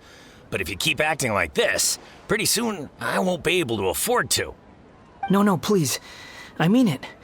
You don't need to pay me anything. I'm just so thankful you agreed to take on an outsider like me. You're welcome, I guess. But I got bigger things to worry about. Look, we're all out of Sunsettias, and I promised the lady down the street I'd deliver a fruit bowl this evening. Leave it to me. I'll find some more. Just a moment. I'll be right back. Stop. I'm gonna level with you, kiddo. I've never met a worker who said they didn't want a wage before. And at first, I got greedy. Couldn't believe my luck. But I figured you'd start asking for something in return eventually. You don't want money. You don't take days off. And in your free time, all I see you do is wander around, taking in the sights. Are you a drifter or something? That's right, I am. We can talk more about that later. First, let me get those fruits you needed. Sunsettias, was it? I'll be right back. Hey, what do we do now? Okay, stay out of sight. Don't let him see you.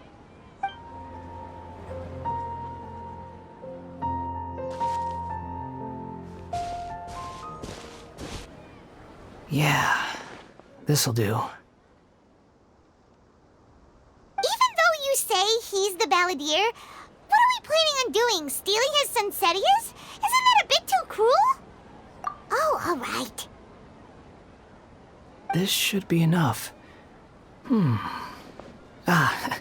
Guess I should wash them before I take them back.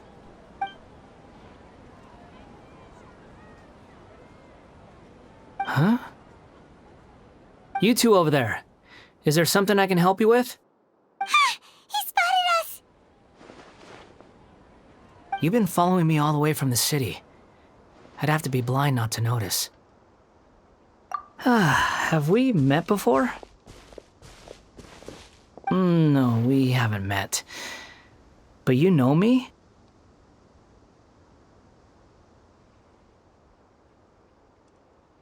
I have no recollection.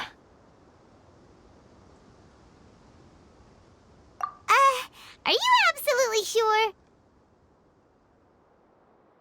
Sorry, but I just can't take your word for it.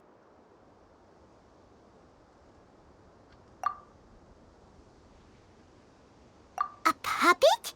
What makes you think that? Huh? You were right! The look on his face! I guess you do know me after all. That is not something I share with a lot of people. Look, I'm just a wanderer. But seeing as you've gone through all this trouble to track me down, I'm sure whatever it is must be important. Okay, but please let me deliver these goods to my boss first. Are you really working for that guy? He said you don't want any more for it. Is that true? Yes, I ran into him out in the wilderness during a storm, and he let me take shelter in his cart. In return, I said I'd be his helper for a while. That's oddly nice of you. Let me take these back. Then I'll come with you, okay?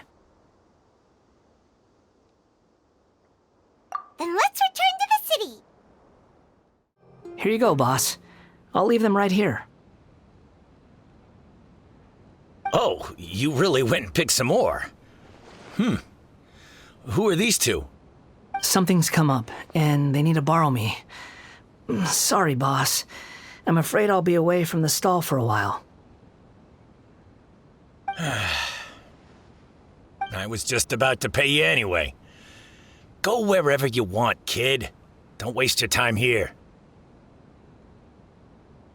What?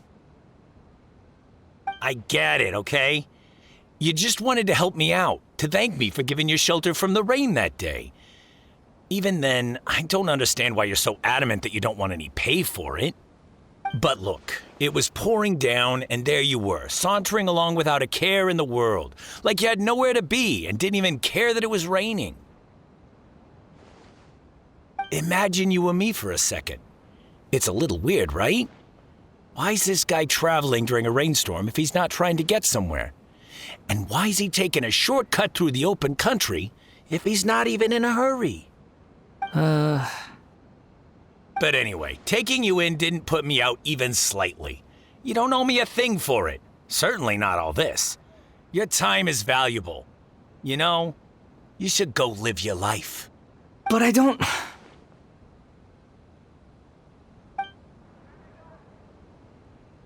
No, you're right.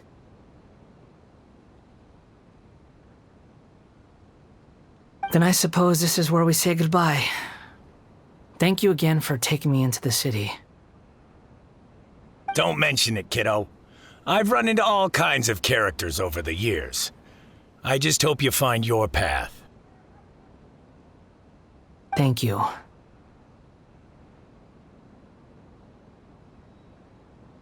All right, done. Thanks for waiting for me. We can go now.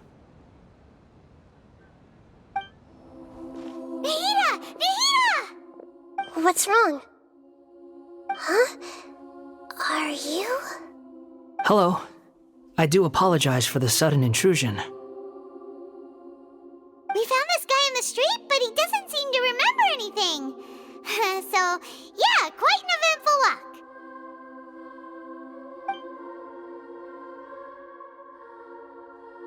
You say that you are trekking across Teyvat to train yourself. Many other Inazumans who describe themselves in this way call themselves Shugenja. Why do you refer to yourself as a wanderer? Well, it seems more relevant in my case. To me, it sounds like a plant with no roots. But these two claim that they know me, and that I have a hidden past unknown even to myself. I wouldn't call it the past, but rather... this is a difficult one to explain. I don't like to rely on using terms like this often, but in your case, it seems that it ought to be called previous incarnation. Oh, like a past life or something? Yes, something far more distant than the past. So far away that you cannot perceive it. Okay, I have to ask. What was I like in my previous incarnation?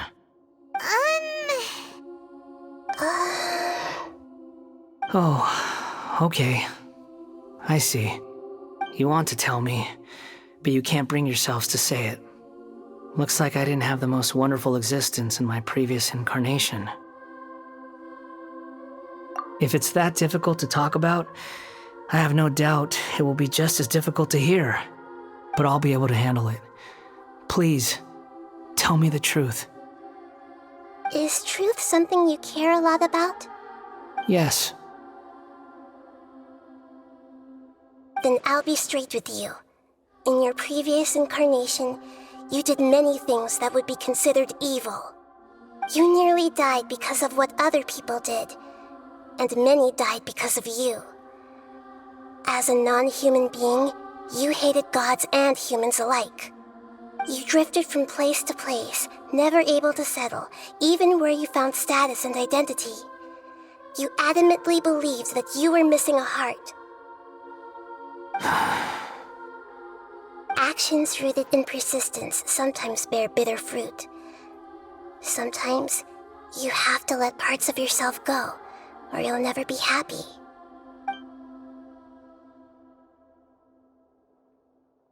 I gave everything I had, but it barely changed history at all. In terms of the outcome alone, that's true.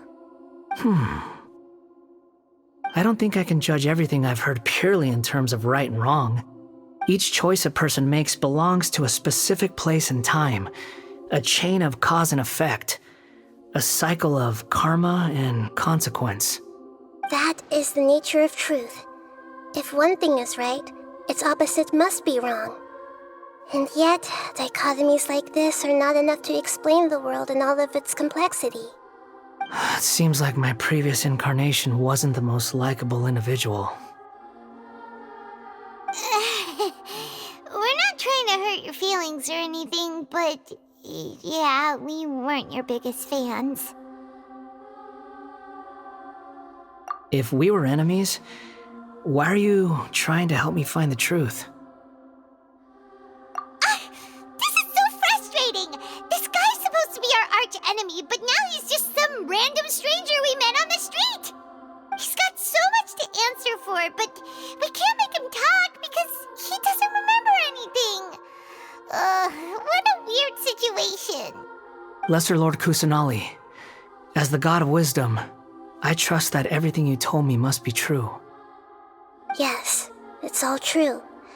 I can even show you the memories themselves, if you're willing.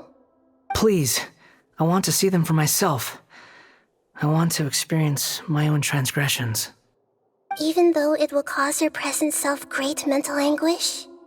I'm just a puppet, with no heart and no name. There is nothing in this world for me to cling to fill the void within me. Except maybe these sins that can never be undone. Very well. As you wish. Wait, shouldn't we go with him? This one's kind of on us for bringing him here. Don't worry. Whatever danger I might face, it's my burden to bear. Traveler, could I ask you to supervise him on my behalf? Oh, good point. Given your, unique situation, we'd better keep an eye on you. Understood. Thank you. Now, prepare yourselves, everyone.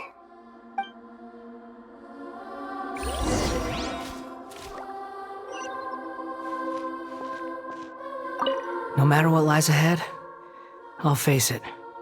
Whatever it takes. I'm just sorry that you have to join me for the whole thing.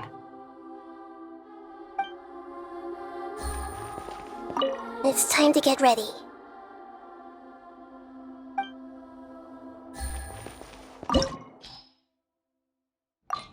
This looks like Inazuma. Right now, you're in a dream I created using information extracted from your memories.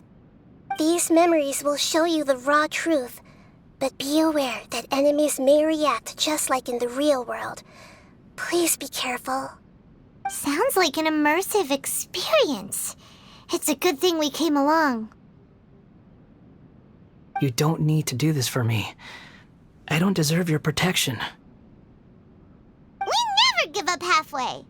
Well, we had to once, but that was your doing. All right. Thanks. Wanderer, this is the Shake Pavilion. In your Balladeer incarnation, this is where the Electro Archon placed you after your creation. You had a great many memories here. Is that because this is kind of like his birthplace? You could say that, in a sense. You'll see why shortly. I hear footsteps. This place is huge. I can't believe the landslide didn't fill it in. I wonder who built it. The Crystal Marrow Miners? No, there's no way. Look at this exquisite construction work, and so well preserved, too. No mining crew would be capable of this. There's someone passed out on the ground. Who are you? You're awake. What happened? How'd you get stuck here? Are you injured? Huh. Not a scratch. And these fine clothes. Who are you? This man is Katsuragi, deputy to Torichiyo's adopted son, Mikoshi Nagamasa. He found the balladeer in Shake Pavilion and took him back to Tatarasuna. And the rest is history. Well, it used to be. In the original version of events, Katsuragi was ultimately killed by Nagamasa. Let me get you out of here. Our people are nearby. Hang in there. During the Tatarasuna incident, Niwa was murdered by the doctor disguised as a mechanic. The balladeer, then known as the Kabukimono, disappeared not long after. As the second in command at Tatarasuna, responsibility for what had happened fell to Mikoshi Nagamasa. But Katsuragi had sworn lifelong loyalty to Nagamasa after the latter had once saved his life. At Katsuragi's insistence, Nagamasa killed him to put an end to the Tatarasuna incident. Katsuragi seems like he was a good guy. He looks like a warrior, but he has a kind face. Why couldn't he live a long and happy life?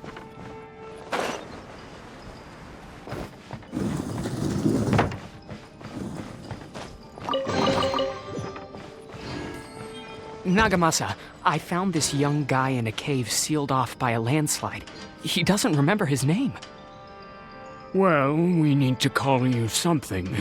I hear the workers are calling you the Kabukimono. That's fine with me.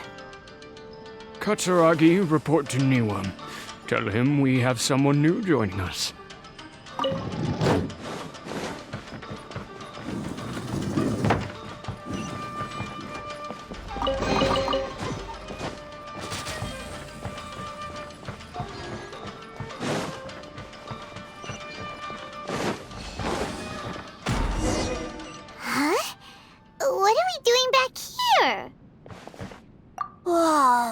This is where you were born? It's pretty, but there's nobody here. I was abandoned, like you. I lived here for a while at first, but there's nothing for us here. We can't stay. Okay.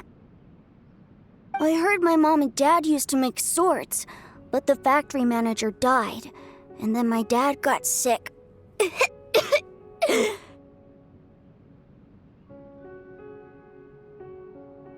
He kept coughing all the time, just like me. Then Mom started coughing too.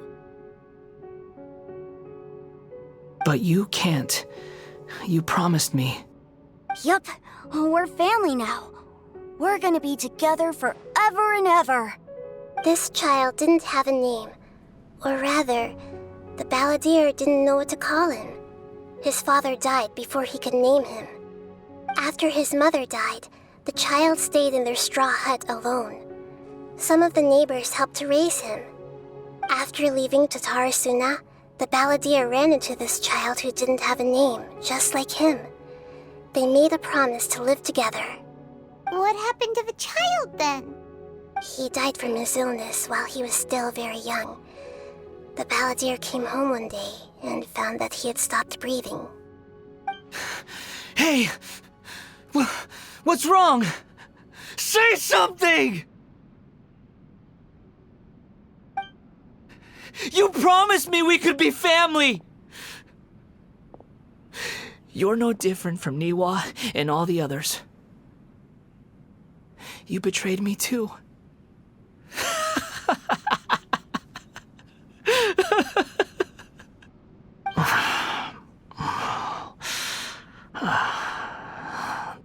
The voices have gone.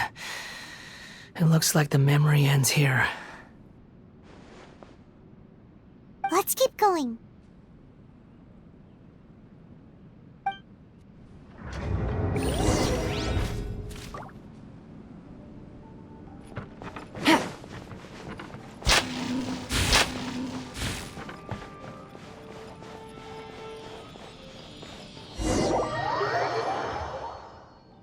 You do realize you're blocking my path. I come not to obstruct you. I've been waiting. What you are truly is a weapon. One that could be wielded with an iron will. You could continue to drift aimlessly. Are you trying to win me over? Fated rebellion has begun. Why not take your place at the banquet and join those who shall feast?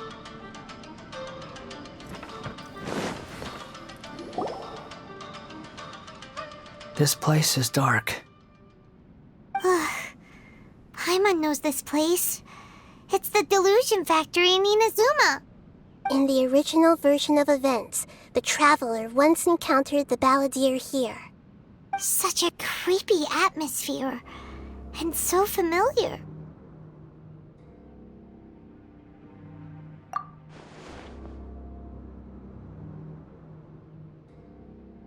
Hey, look over there! Well, well, my fair lady. Is this rundown factory and these incompetent fools all for me? Wow. You shouldn't have. Huh. What do you have to gain from belittling your subordinates? You might not want to admit it, but you are a part of this plan.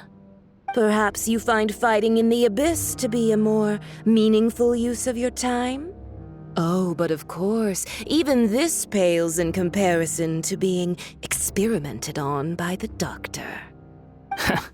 What a sharp tongue you have. Funny how negotiating never seems to be your strong suit.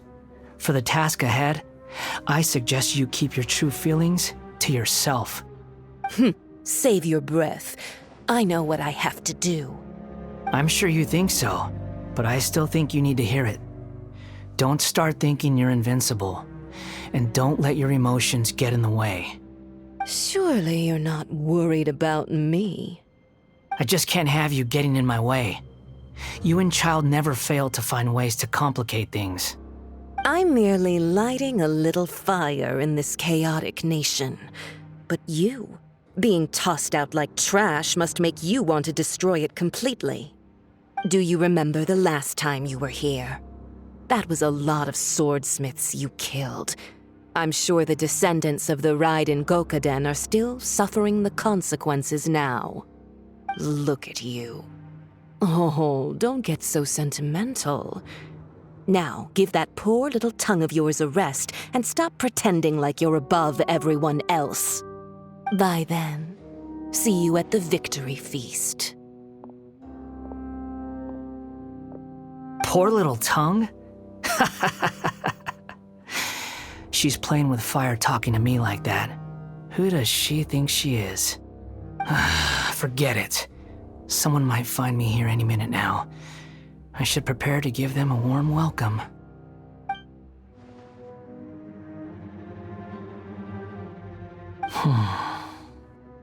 The plot does not end here. There is more of this story to come. Wanderer, are you able to continue?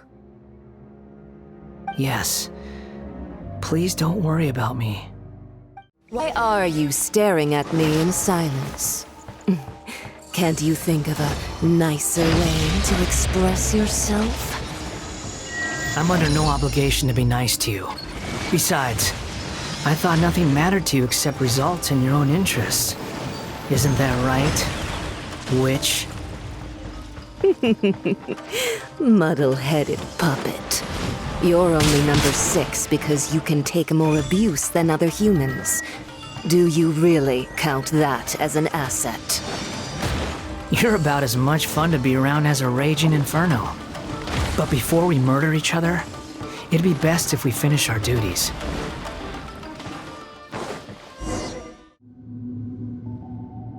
Looks like we have arrived in Sumeru. Is that? Considering that Amorta's sage, Nafis, refused to join this project, I'll take part in the experiment in his place. Welcome.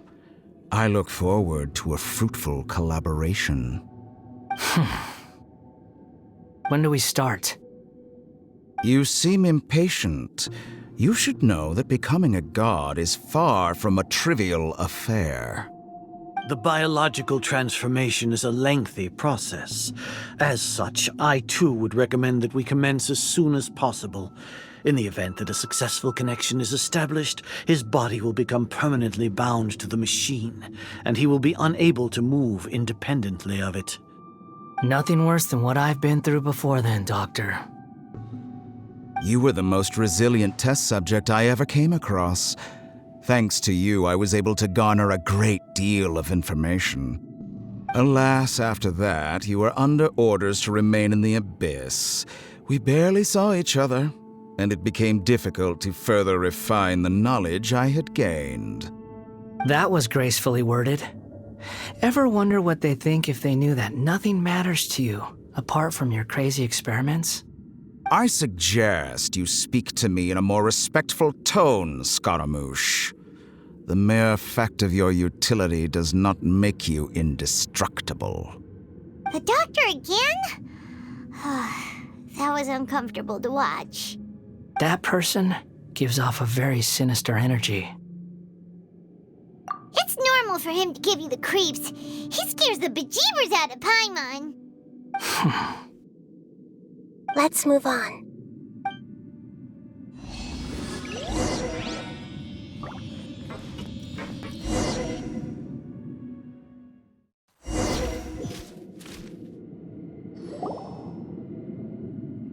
You're a god.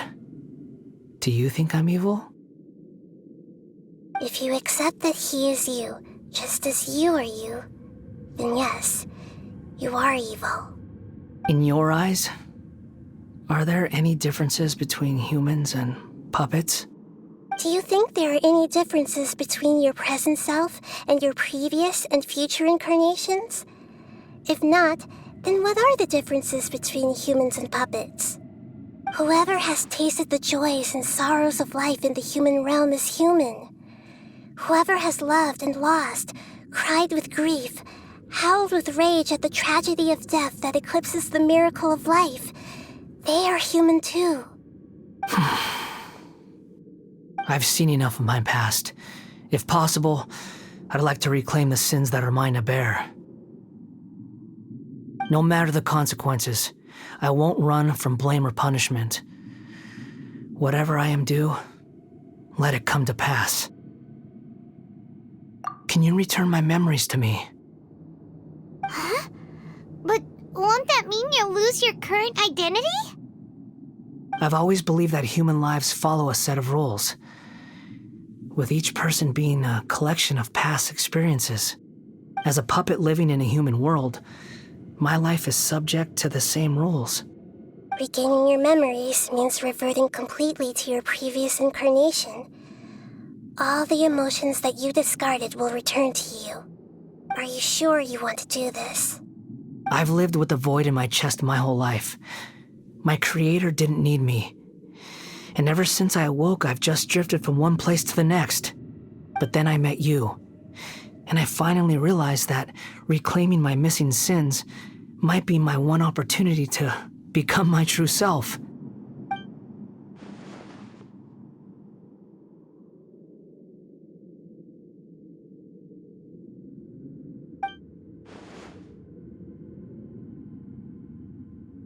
I've always felt I have an innate tendency to yearn for something more, in a way that goes deeper than for most people. But for all my soul-searching as a Shugenja, I've never fully understood it. Looking at it now, it seems that I brought this curse upon myself. So I beg you, grant me this opportunity to gain a purpose, to change my destiny, and end my wandering. Very well. Since your mind is made up, I will return to you that which is yours.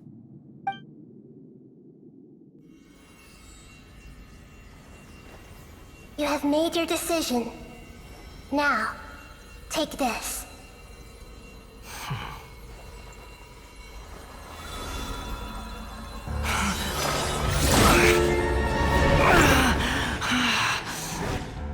Set him free.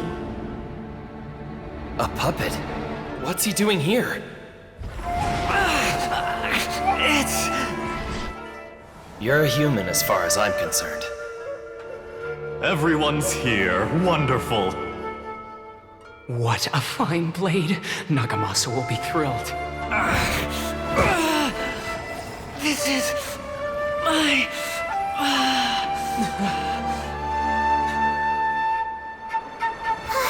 Is he alright? No way!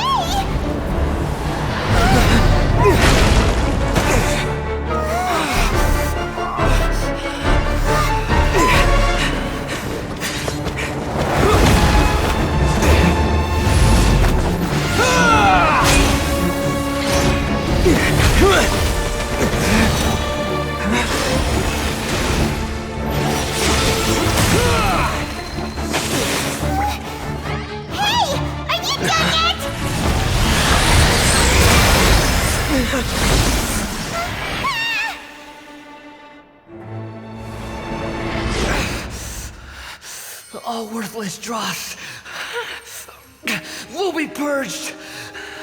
That's why this won't be the end.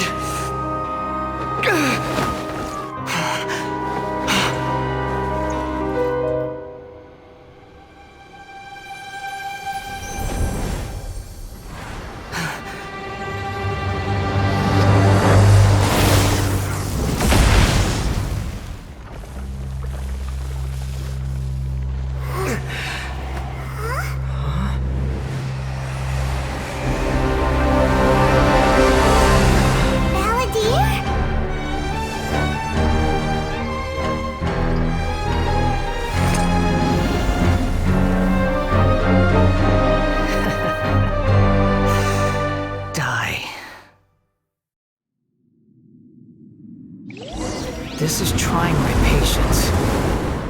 Have you got all your memories back now? Got any more questions?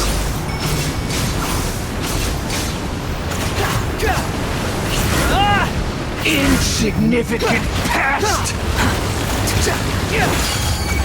Behold!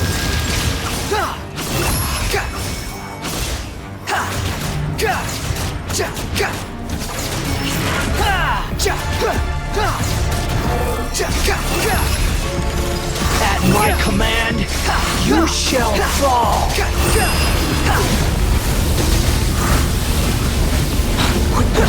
That's far enough!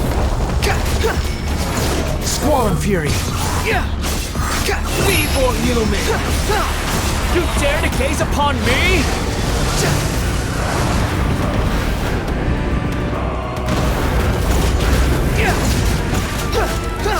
Behold! My endless cycle begins! I'm used to this.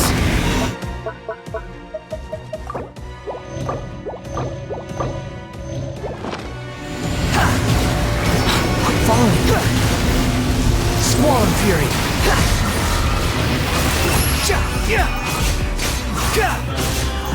Feeble human!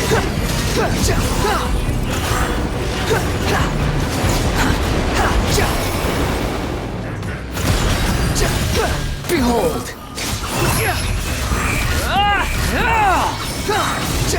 Bow your significant past!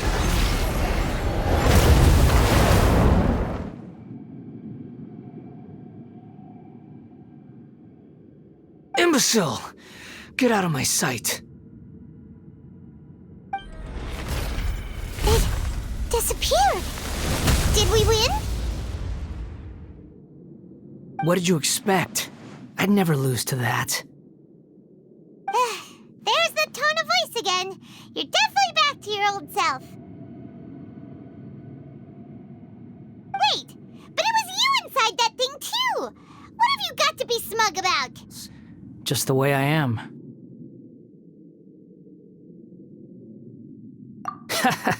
You sound like you're concerned about me.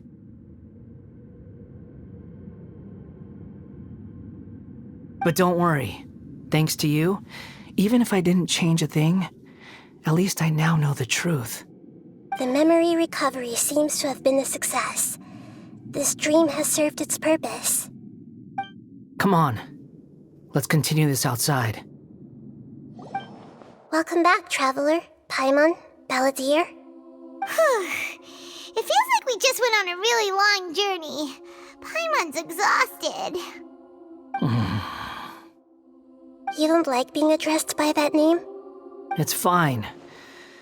But I was just thinking, I should probably change it. After learning about everything the doctor did, there's no way I can carry on using a name connected to him. I'm not planning on returning to the Fatui, and they wouldn't take me back anyway. Recent events will have affected a lot of people, and they might not even remember who the 6th is. So, you're quitting the Fatui for good?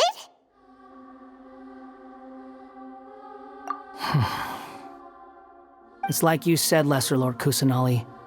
Everything may look futile, but it wasn't completely meaningless. At least I made a lot of people forget about me. But that doesn't mean your own past has disappeared. Of course. And your main goal, for which you gave up everything you had, you weren't able to achieve it. I hope you can see and understand that. Changing the world, changing the past, changing the fates of other people, these are not simple things to accomplish. What you are looking for is complete annihilation. But this is just a fantasy. Even if the Balladeer is removed from existence, the world will not heed your will. Indeed. How ridiculous. Do you regret doing all that when you've gotten so little in return? Even if I'm completely worthless, there's nothing in the world worth regretting. Lesser Lord Kusanali, you purposely left that information in Irminsul, didn't you? Yes, and I took pains to make sure that you'd acquire that information naturally. Why would you go to such lengths? You trying to win me over too? In all honesty, your past experiences have made you a useful asset to Sumeru and to me. Winning you over was indeed a part of my plan. But before that, I wanted to tell you the truth about your past. If all I wanted to do was use you, then I'd be no different from the doctor. Very clever. I guess you could say that's one of my virtues. Utility to others is what gives me worth. So if embracing my sins is what it takes to make me useful again, so be it. Oh right, I almost forgot. You're the good guys. You're into justice and all that.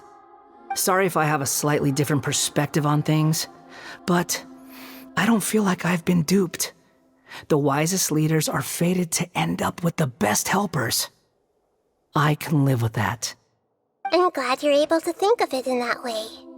Traveler, in the future, I'll continue to search Irminsul more deeply and see what secrets can be uncovered, including the beginning of your twins' journey recorded in Irminsul. What exactly happened before and after that point? I want to know as well. I will try. Traveler. After I dove into the information torrents in Irminsul, why did you go to Inazuma? So that's how you found out whose fate had changed. And how? Well, whatever your reasons, you did me a favor, and I'll do everything I can to pay it back. Borrowing and returning are the only real relationships between individuals. I'll balance the books one day. Don't you worry. That's not true. A relationship between two people is not simply a ledger that can be reset to zero. I think deep down you realize this. People who show up in your life don't just evaporate like water drops and leave nothing behind. There is no such thing as balancing the books. Some things in this world can never be brought back, and they can never be changed, which is why there is emotion in the human world. Everything that you feel is real and lasting, and whatever is missing in you will not be made whole. To be human is to live with imperfections. You can choose whether or not you want to be human. But humans can't live without a heart, can they? Anyway, I gave up trying to become a human a long time ago. You understand what pain is perfectly well, even without a heart. You're just bearing your feelings. The past is set in stone, but you can keep moving on. And the longer your future lasts, the shorter your past will become, until one day, it is but a tiny fraction of your life. Sounds like you've got a future planned out for me. Everything's ended up being pretty darn complicated. Paimon doesn't even know where to start, but the most important thing now is that you need to follow Nahida. Otherwise, all our efforts will have been for nothing.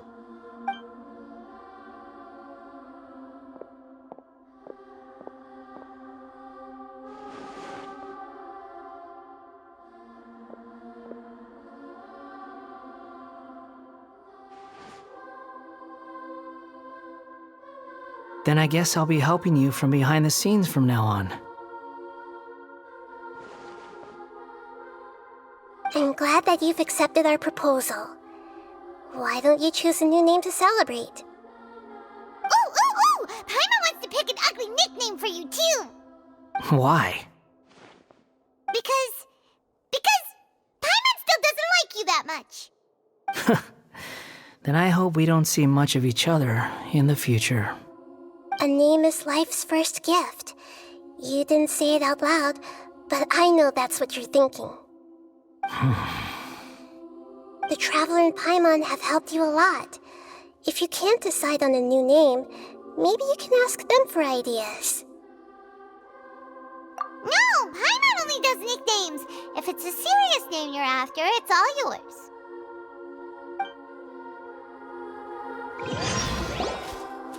Have you got anything? Are you sure? Oh, alright. If you say so. There! Now you have a name of your own. What about a nickname? Are you done yet? Still thinking. Stop rushing me! Take your time. I don't need to see you again until you've thought of one. Everyone who manipulated me and made me suffer will have to pay the price. You mean the Fatui? The doctor, at least. Now that your stance has changed, I believe your future path will change accordingly. But it won't be immediate. You still need some time to compose yourself. One more thing. There are still some descendants of the Raiden Gokuden living in Inazuma. Some of them know. Well, they ought to know about the connection between Raiden Gokuden and myself. I don't plan to leave Sumeru for the time being. If you see them in Inazuma, please tell them that I was the one responsible for the Raiden Gokuden's downfall. Even though the events have been erased from the world, they still deserve to know the truth. I see. That is up to you. Huh? But if we do that, then... It's fine. Let them stab their blades into my chest if they so desire. Maybe that's how it always should have been. No nonsense. I like it. Alright, let's call it a day. Goodbye, wise deity. And you too. He's gone. What he went through today would have been like living an entire lifetime in an instant. He'll need some time to calm down. Yeah, true. But even so, after everything that's happened, he doesn't seem quite as fierce anymore. So we can finally go eat? Paimon is starving. Thank you both.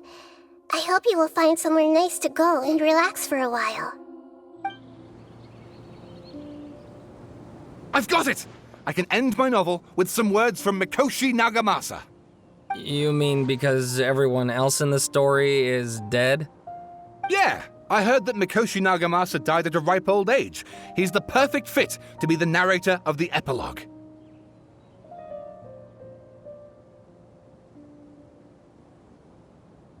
The dark clouds had dissipated, but they continued to cast their shadow in Mikoshi Nagamasa's mind for decades to come.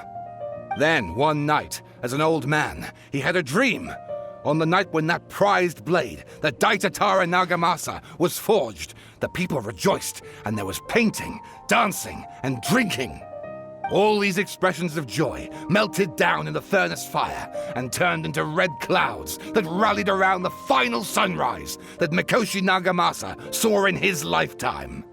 Life is a story too long to be told, a journey that you must walk to behold.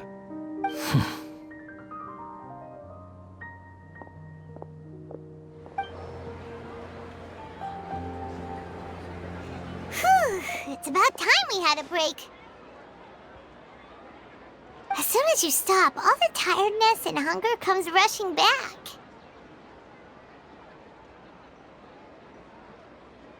Wow, great!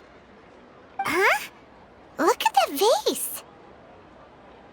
Did someone break it while they were cleaning the room or something? But Paimon doesn't remember there being a cleaner.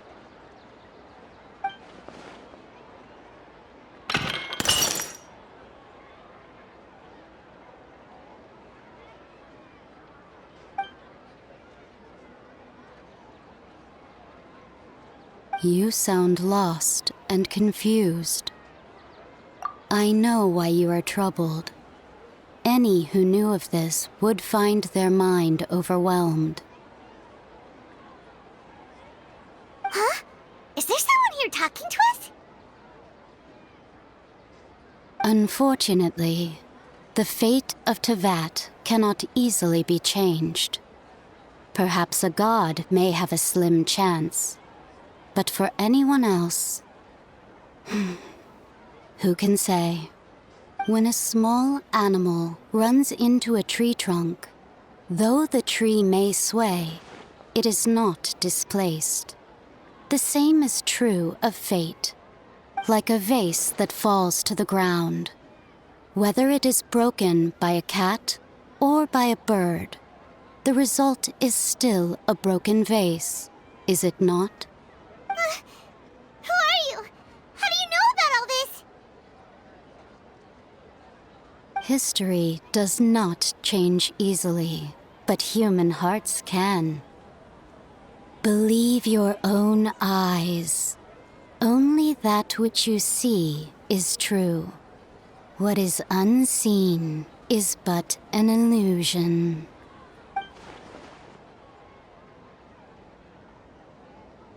The voice has disappeared. And who the heck was that? And what were they doing coming out of nowhere and saying all that scary stuff?